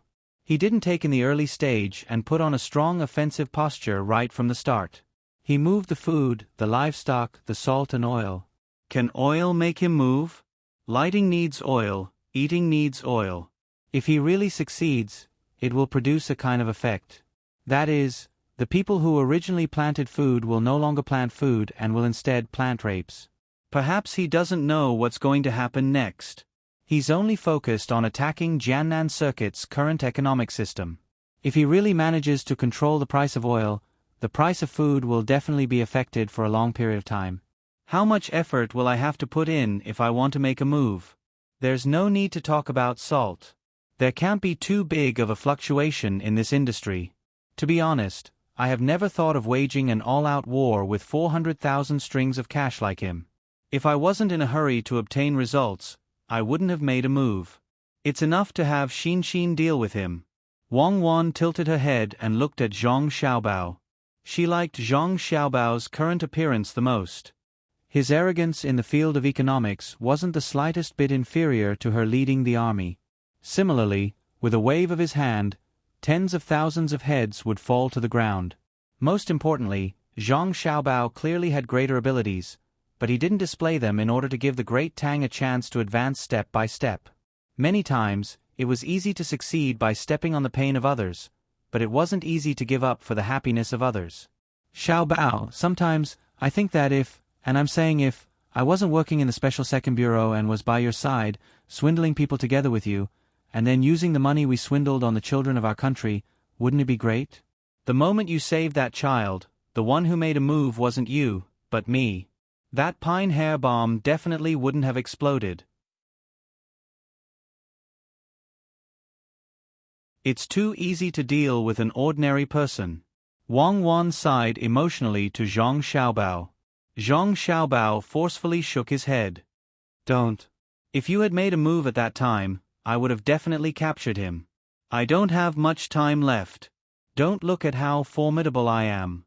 My body is already finished due to the lack of nutrition and survival experience. At that time, there was no other way, not even if I knew the reason. I don't regret it one bit. That idiot really thought that I would give him money. In truth, I couldn't withdraw any money from those banknotes. They were already empty. The happiest thing was that I brought you along. At the very least, I won't be lonely in this life. You're too selfish. I still have family. There are many nights when I dream of them, but I know that they won't show it, because their position doesn't allow it. Sometimes, they accept their fate, sometimes, they deliberately forget. But who told me to choose that profession? I still have one regret, which is that you didn't say anything. If you wanted to escape, tell me how to do it. I've already arranged for many people to monitor you. Speaking of this topic, Wang Wan was no longer as happy as before. Perhaps heroes also had their own regrets. Although she had no choice but to do so, if she was given another chance to choose, she would still have to do so. Zhang Xiaobao was very unwilling to talk about this matter. In the past, he had mentioned one person, which was Wang Wan's colleague, who had been bribed. But there were many more people. If Wang Wan knew that there were not many people she could trust around her, it would be too cruel. Today, when he heard Wang Wan ask, Zhang Xiaobao hesitated for a moment and said, "Half of your snipers are my people. In positions that you can't imagine, there are also my snipers. They are not your people. Before we came over, do you remember that there was a pregnant woman beside that criminal?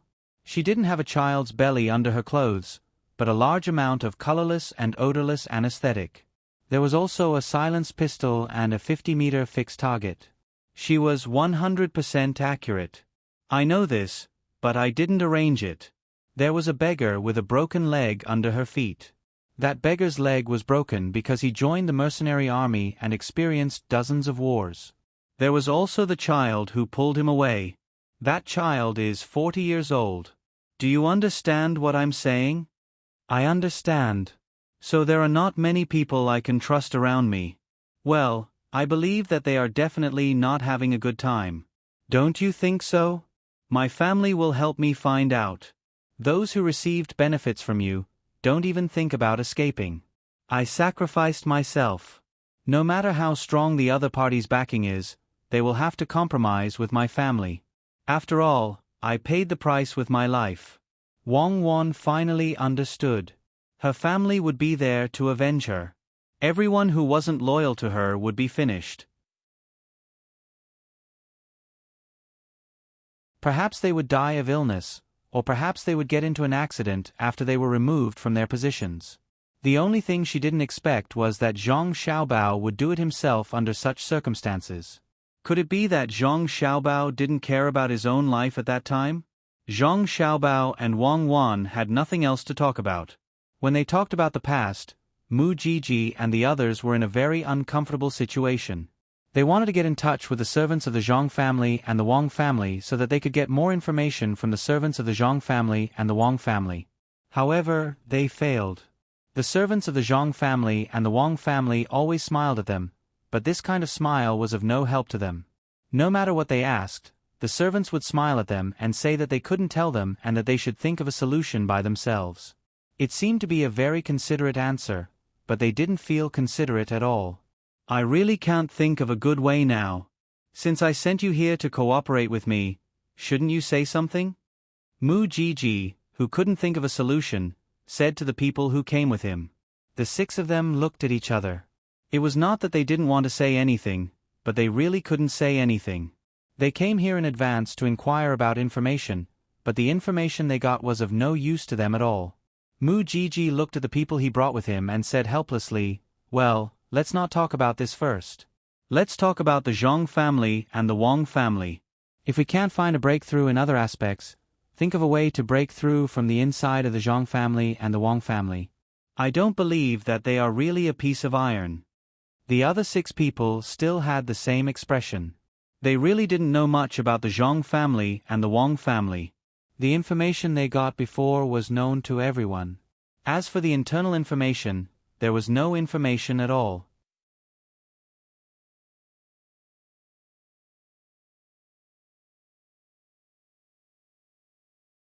Chapter 654. Zhang Xiaobao and Wang Wan deliberately delayed the negotiations for several days. Half a month after the arrival of the Tubo people, a large amount of snow fell. If it weren't for the fact that the roads in Yizhou were well built, they would have been sealed off. The Tubo people didn't have it easy either. Only Yizhou had a small snowflake. Before the people of Yizhou could enjoy it, it turned into a light drizzle. Kumu Gigi didn't stay idle during this period of time. He asked the people to gather information about the Zhang family and Wang family. He also sent gifts to the original 11 local Yamen officials, asking them to help him think of a solution. The people weren't willing to pay attention to the Tubo people. If they weren't here to negotiate, they would probably tear Kumu Gigi and the others apart. After receiving the gifts, they started talking about the Zhang family and Wang family. Everyone said good things and praised the Zhang family and Wang family. Obviously, this kind of praise wasn't what Kumu Gigi wanted to know. He wanted to get information from the local people about the rebellion of the Zhang family and Wang family. When the time came, he would play dirty tricks on Zhang Zhong. The people of the Yamen received even more gifts. Kumu Gigi gave pearls, jade wares, and exquisite gold and silver ornaments. Every time he gave something, the other party would accept it. However, when it came to the work, they were full of helplessness. They talked about how hard they worked and how they were reprimanded. In any case, they didn't succeed and the gifts weren't returned. The moment the heavy snow fell, Kumu Gigi knew he couldn't delay any longer. It wasn't easy for him to dig up grass now. He could only send someone to find Zhang Xiaobao and Wang Wan to discuss the matter of exchanging livestock for food. Zhang Xiaobao also felt that the time was about right. He began to give a normal price, the kind that was relatively low. He lowered the price of all livestock by 50% and only calculated based on the weight of the animals after they were delivered. He didn't calculate by head. He also didn't want the animals that were dead. Who knew if they died of illness? What if people fell ill after eating them?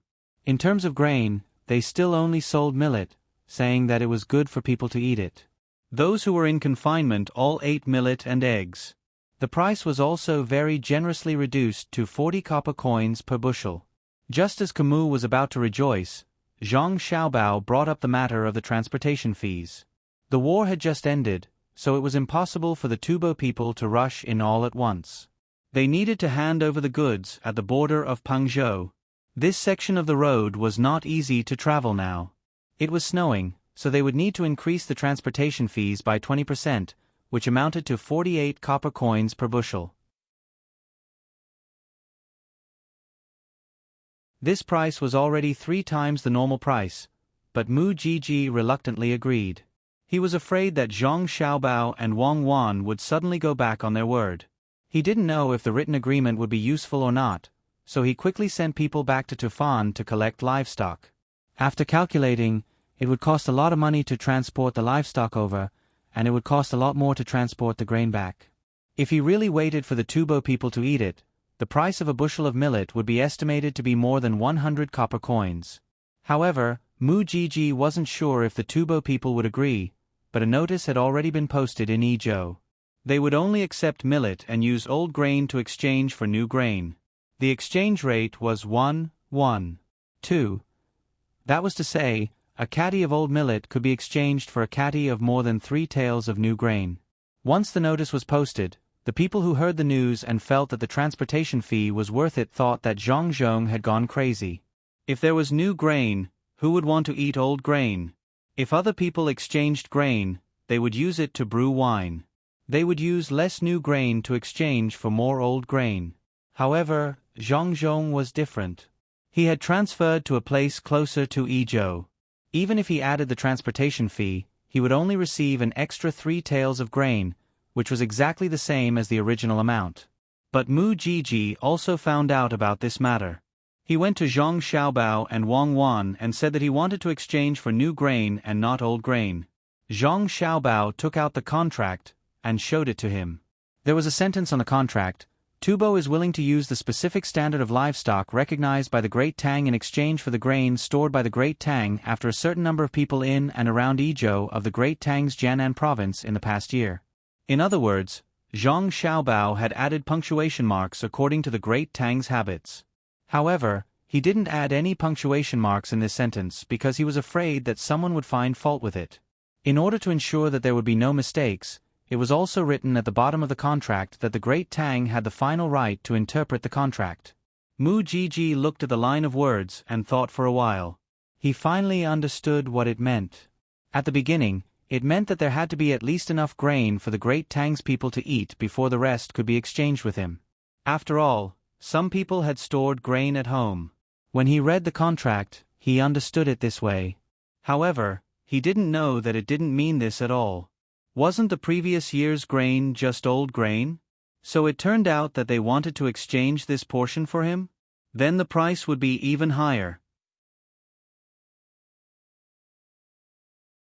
After the people of Tufan got the result of Mujiji's negotiation, it was too expensive to exchange grain.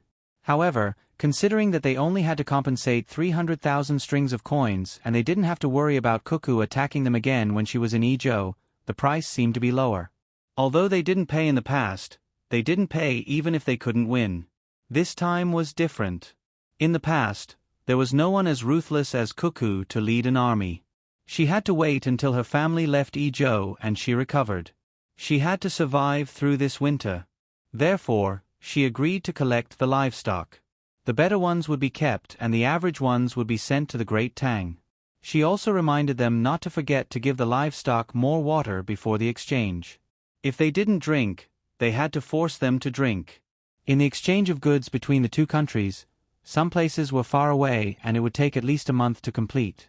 This was considered fast. By that time, it would be the new year.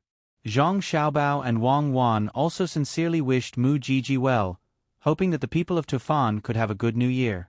Suddenly, the people of Tufan could live and work in peace. The two countries could maintain peaceful coexistence, strengthen economic exchanges, and work together to create a harmonious and stable border environment. Mujiji finally knew why the people of war were so afraid of Cuckoo. She was too shameless.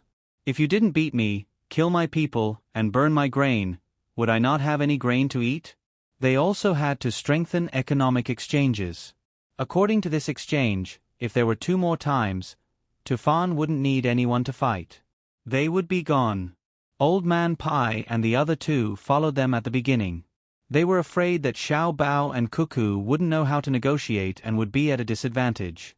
Later on, the 3 old men were busy with their own things and didn't care about the 2 at all. They realized that even if they were the ones negotiating with Tufan, they wouldn't be able to reach the level of the 2 children.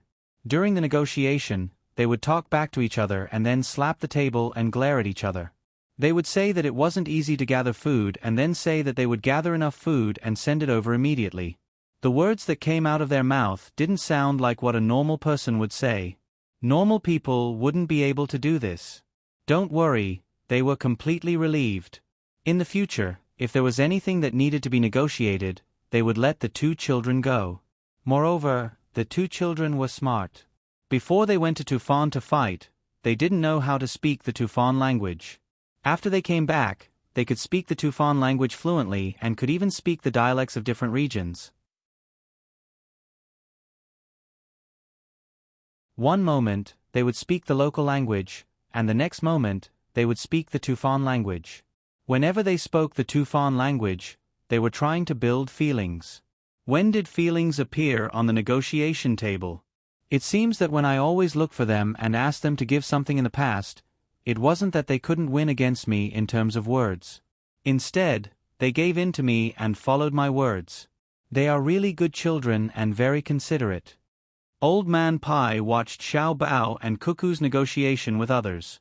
He finally realized that whenever he said something, the two children would immediately follow his words. In the end, they would suffer a small loss. It wasn't that they didn't understand, but that they did it on purpose. Old Man Chong also admitted, Xiao Bao and Cuckoo are really good. They are gentle to their own people and cold to outsiders. This time, the imperial court has decreed that they don't want the 300,000 strings of string of cash.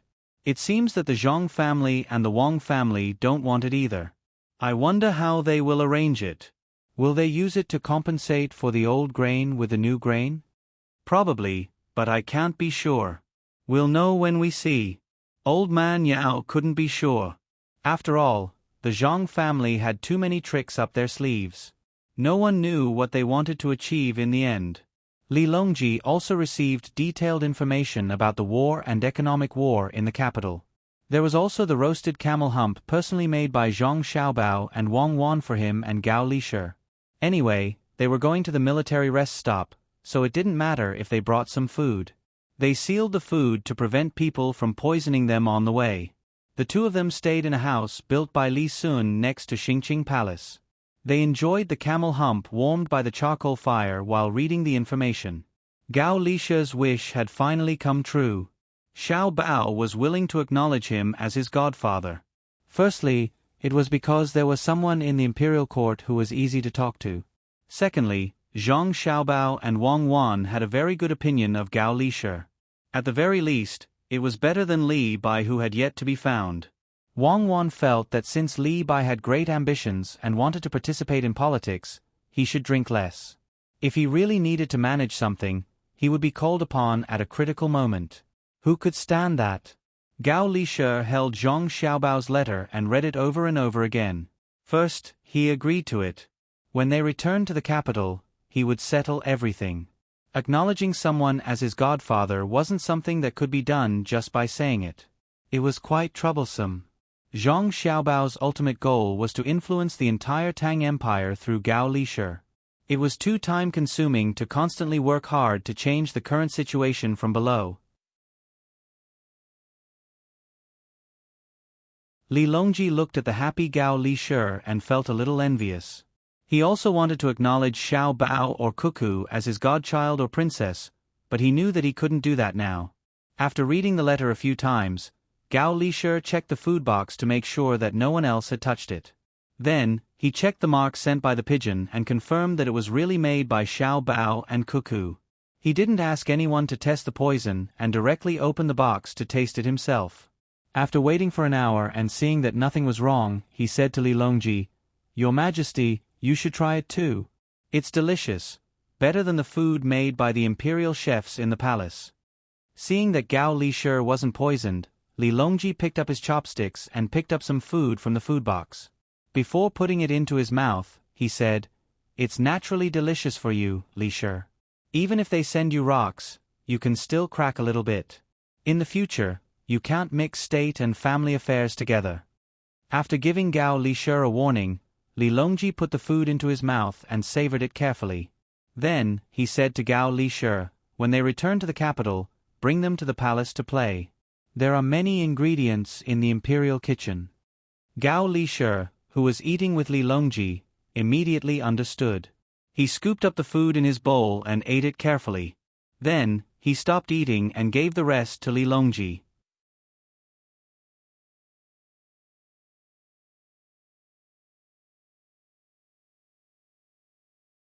Chapter 655.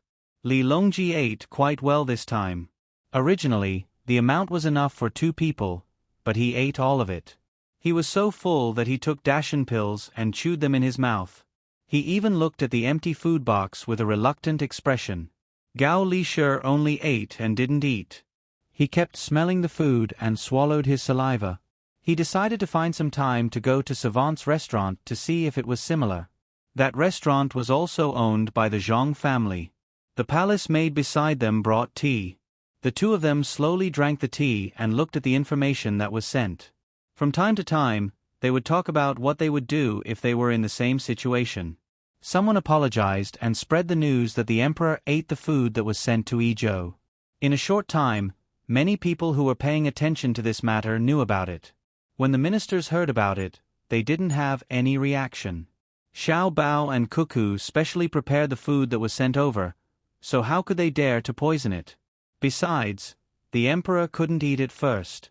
The concubines in the palace didn't feel anything when they heard about it. Wasn't the emperor fine now? However, the people in the imperial kitchen were different. It was their job to make food for the emperor, but now it was taken away by someone else. Immediately, the eunuch in charge of the imperial kitchen came to find him. He didn't dare to enter the hall and just cried silently outside. The main reason was that he was under too much pressure. It was fine if it was someone else who sent the food, but it was only the Zhang family. The Zhang family had a restaurant in the capital. If the emperor was happy and replaced the current imperial kitchen with the Zhang family's, how would he manage it in the future? Could he buy an egg for 5 copper coins? Li Longji and Gao Li-Shi didn't know that someone was crying in grievance. They were still looking at the information and discussing matters. The people guarding outside saw that someone was crying, but they couldn't report it. The emperor was in a happy mood, and they couldn't afford to be punished if they disturbed his mood. It wasn't a big matter for the country. The little eunuch could only secretly wipe his tears. He wondered what exactly made the emperor eat and whether the imperial kitchen should also make some. Li-Shi, what do you think should be done when Zhang Zhong comes back after the new year? We can't just leave Xiao Bao and Cuckoo at home, Li Longji said to Gao Li-Shi after looking through the documents. Your Majesty, this subject believes that Zhang Zhong will be going to Luoyang to stay there for at least a year. Otherwise, if he returns to the capital, it will be very easy for him to not be able to handle the various matters. As for Xiao Bao and Cuckoo, they can be placed in Luoyang as minor officials. It would be fine even if they were county magistrates. Gao Li-Shi considered for a moment before replying. Li Longji nodded in approval of the first arrangement. However, he had his own thoughts about the second arrangement. Why don't we arrange for you to move to Wanyan County, which is located at the foot of the capital? That way you can spend more time there. Don't the Zhang family and the Wang family still have 4 children?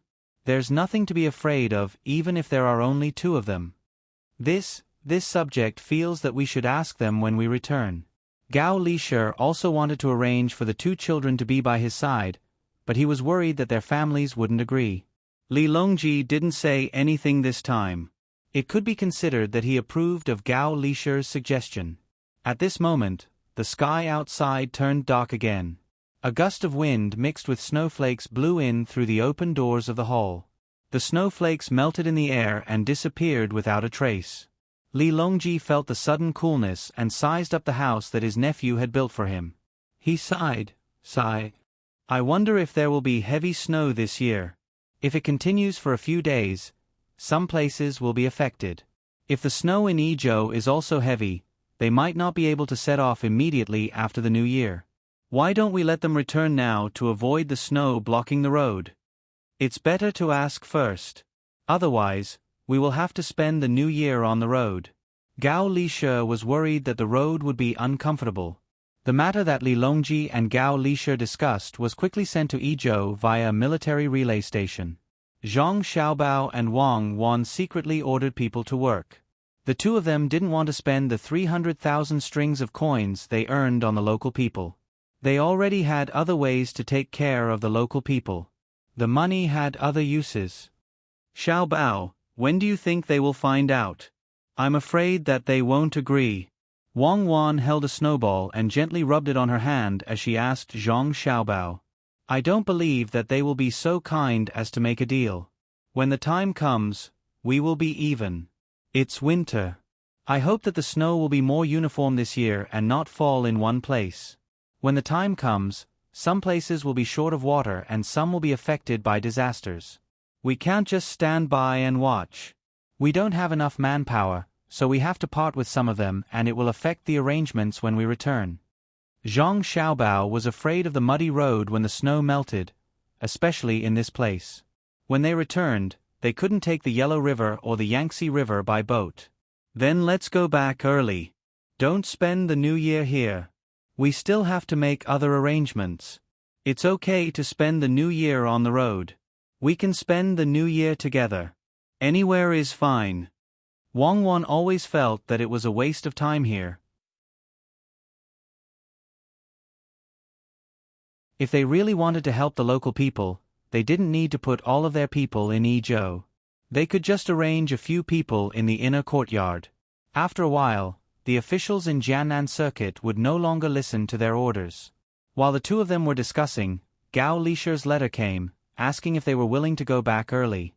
It was exactly what the two of them wanted. They left the work to others and hurried back to discuss it. No matter where the family would spend the new year, Xiaobao and Cuckoo would be the main focus. This would provide a very good environment for the two of them to develop. When the people in Yizhou heard that they were leaving, they didn't want to do anything. Normally, they wouldn't ask Zhang Zhong to do anything for them. As long as Zhang Zhong stayed in Yizhou, they would feel relieved. Now that they heard that Zhang Zhong was going to leave after the new year, the clan leaders came over to persuade him.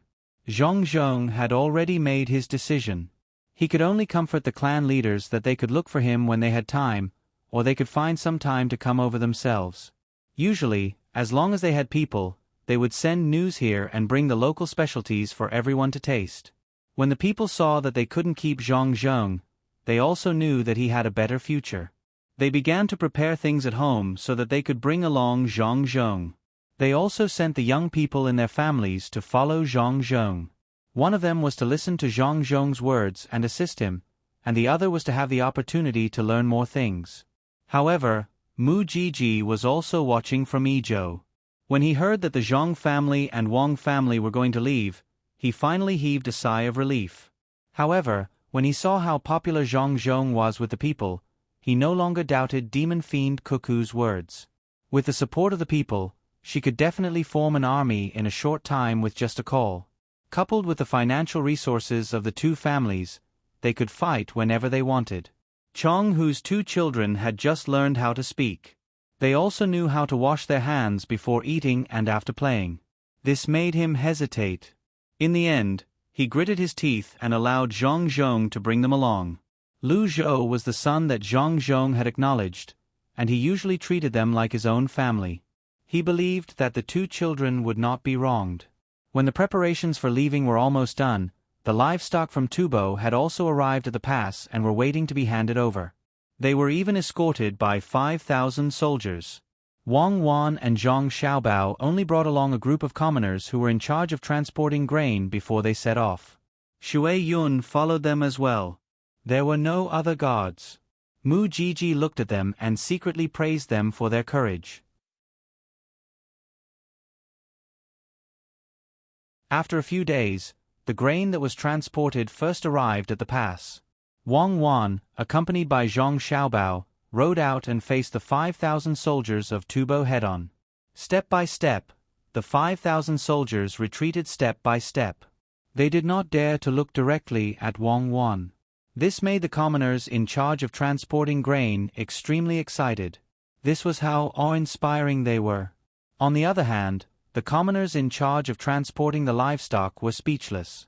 They were a 5,000-strong army, but they were suppressed by the other party's 2 people and 2 horses. What else could they say? Wang Wan nodded in satisfaction. She said to Mu Jiji, "We can start the exchange now. Weigh them." First, they would weigh the grain. After weighing the grain that arrived first, they would weigh the livestock according to the price. All the livestock that were weighed would be fed medicine by the commoners of Great Tang. When he saw this, Mu Jiji was stunned. After the corresponding livestock was changed, before he could ask, he smelled a foul stench that assailed his nostrils. Whether it was the livestock that were changed or not, most of them had diarrhea. Mujiji was shocked. He did not know that the livestock that was to be exchanged had been fed water. No wonder Cuckoo asked people to feed them medicine. It turned out that she already knew. What should he do? Mujiji looked at Wang Wan worriedly. Wang Wan returned him a smile. This matter is like this. Our Tubo livestock. It's okay. I can understand. We can understand each other. Get someone to feed them medicine. I brought a lot of medicine this time. Wang Wan still had a smile on her face. Mujiji did not know if it was true or not. He looked at Wang Wan carefully and found that she did not seem to be angry. Only then did he wipe the sweat that had just seeped out of his forehead. He also smiled and said, Yes, we can understand each other. It should be like this. Feed them, immediately feed them. With a command, the Tubo commoners took the medicine from the great Tang people and began to feed the livestock. When the medicine was being fed, a Tubo commoner opened a bag of rice. After taking a look, he shouted to Mujiji, They mixed sand in the rice. This handful of rice, at least 10% of it is sand. However, Mujiji was stunned when he heard that. He turned to look at Wang Wan, wanting an explanation. Wang Wan pointed at the animals that were still being fed medicine and said, Maybe it's because the Tang Empire's people have been eating rice for too long. I'm going to lose money this time. I used new grains to exchange for it. Sigh. Let's understand each other. Otherwise, you're 5,000 soldiers. I understand. They kept it for too long. They really kept it for too long. The army is afraid that people will cause trouble. During peacetime, they are not used for war. Mujiji understood many things. He knew why Wang Wan did not pursue the matter of the animals being fed water. He also knew why they were willing to increase the price by 10% to exchange the old grain with the new grain. It was too deceptive. How could they pass all the sand out of the rice? Who asked them to feed the animals water? How did Wang Wan and the rest know? If 10% of the rice was mixed with sand, how much water could the animals be fed? If they did not, he could ask for an explanation. Now, it looked like they were even, but it was not the case at all. The Tubo people also considered the fact that their side was filled with water, so they could only accept it helplessly. They only hoped that the Tubo people would choose first. Otherwise, when the grains were distributed, they would not be able to eat enough. The animals were forced to drink water and had diarrhea. Some of them died, while others were fine. The dead Wang Wan was also bought, but the price was reduced by half. They only gave some money for the meat. When the living animals were almost treated, all the food was transported over. In the end, in these few days, the animals became even thinner. They did not manage to exchange all the grains that were transported over. When they came over, they weighed the grains and it was just enough to exchange all the grains prepared by the great Tang. Firstly, the weight of the animals was not enough. There were also some that died. Secondly, the grains from the great Tang increased by 10%. Similarly, the animals also needed 10% more. Mujiji looked at the remaining grains and then looked at Wang Wan. What should he do? I am a good person. Since the grains have been transported over, I can't possibly take them back. It is not easy for the Tubo people. How about this? I see that there are a few hundred horses and weapons in your army. Give them all to me. The rest of the grains will be yours. If you are not willing to exchange, you can also take them away. It is just that there are a lot of grains but not enough horses. Be careful if you encounter bandits on the road. I can't possibly personally lead the light cavalry to protect you. Wang Wan stood from the Tubo people's point of view and helped to think of a solution. She had a pained expression as she wanted to exchange for the Tubo people's horses and weapons. She did not want the leather armor on her as it was not valuable. However, Mujiji did not have the final say. He could only look for the general and ask if he was willing to exchange. He told the general about Wang Wan's threat. The general helplessly nodded his head and agreed. He did not dare to make a move on Wang Wan now. If he could not make Wang Wan stay, then he would have to wait for revenge. The soldiers left their weapons and horses behind and joined the grain transport team. When they walked back, all of them lowered their heads. Wang Wan also commanded the people to walk back to Pangzhou city. All of them puffed out their chests. The officials from Pangzhou also stood on the city walls and watched. They were worried that the Tubo people would capture Cuckoo and Xiao Bao. They did not expect that everything would go smoothly and they would be able to return. When they found out that the Tubo people left behind their weapons and horses, the officials were speechless. De Montfiens were indeed de Montfiens. When Wang Wan entered the city, the officials surrounded her. They wanted to take a good look at this little lass. Wang Wan said sadly to the officials, "We've lost, we've lost. We only had 20% of our grain left in exchange for these weapons and horses. Sigh. I was too soft-hearted and was afraid that the Tubo people would not have enough to eat." The officials were stunned for a moment. Finally, someone reacted and advised, "That's right. Cuckoo is soft-hearted and is a good person. The Tubo people should be grateful to Cuckoo." The other officials agreed one after another. Zhang Xiaobao saw that Wang Wan still wanted to say something, so he nudged her. "All right, let's go back quickly. We're going to leave soon. Don't waste time. What is there to be grateful to you for? Mixing in 10% of the sand? Or using that broken grain to exchange for a lot of ironware and horses? Let's go. The weapons need to be melted into iron ingots first so that they can be made into farming tools. A knife can be made into 3 or 4 kitchen knives. A dozen arrowheads can be made into a plow knife." Wang Wan thought about it and agreed. They were in a hurry, so she informed the officials and hurried back to Yizhou with a large amount of livestock. She left the military horses for Pangzhou. They could form a cavalry camp, but she had no place to bring them with her. After scamming the Tubo people and earning a lot of livestock, she arranged for the people in the inner courtyard to be in charge of the local management. Zhang Xiaobao and the Wang family quickly packed up and embarked on the journey back to the capital. Countless people sent them off. Just the local specialties alone filled up more than 100 carriages. They couldn't refuse even if they wanted to. Before Zhang Xiaobao left, he didn't forget to write a letter to Tubo. He told them to get along peacefully and to try their best not to have bandits intercept his caravan in the desert. Otherwise, Cuckoo would be very sad and angry. You're tuning in to the Narrate and Escape YouTube channel.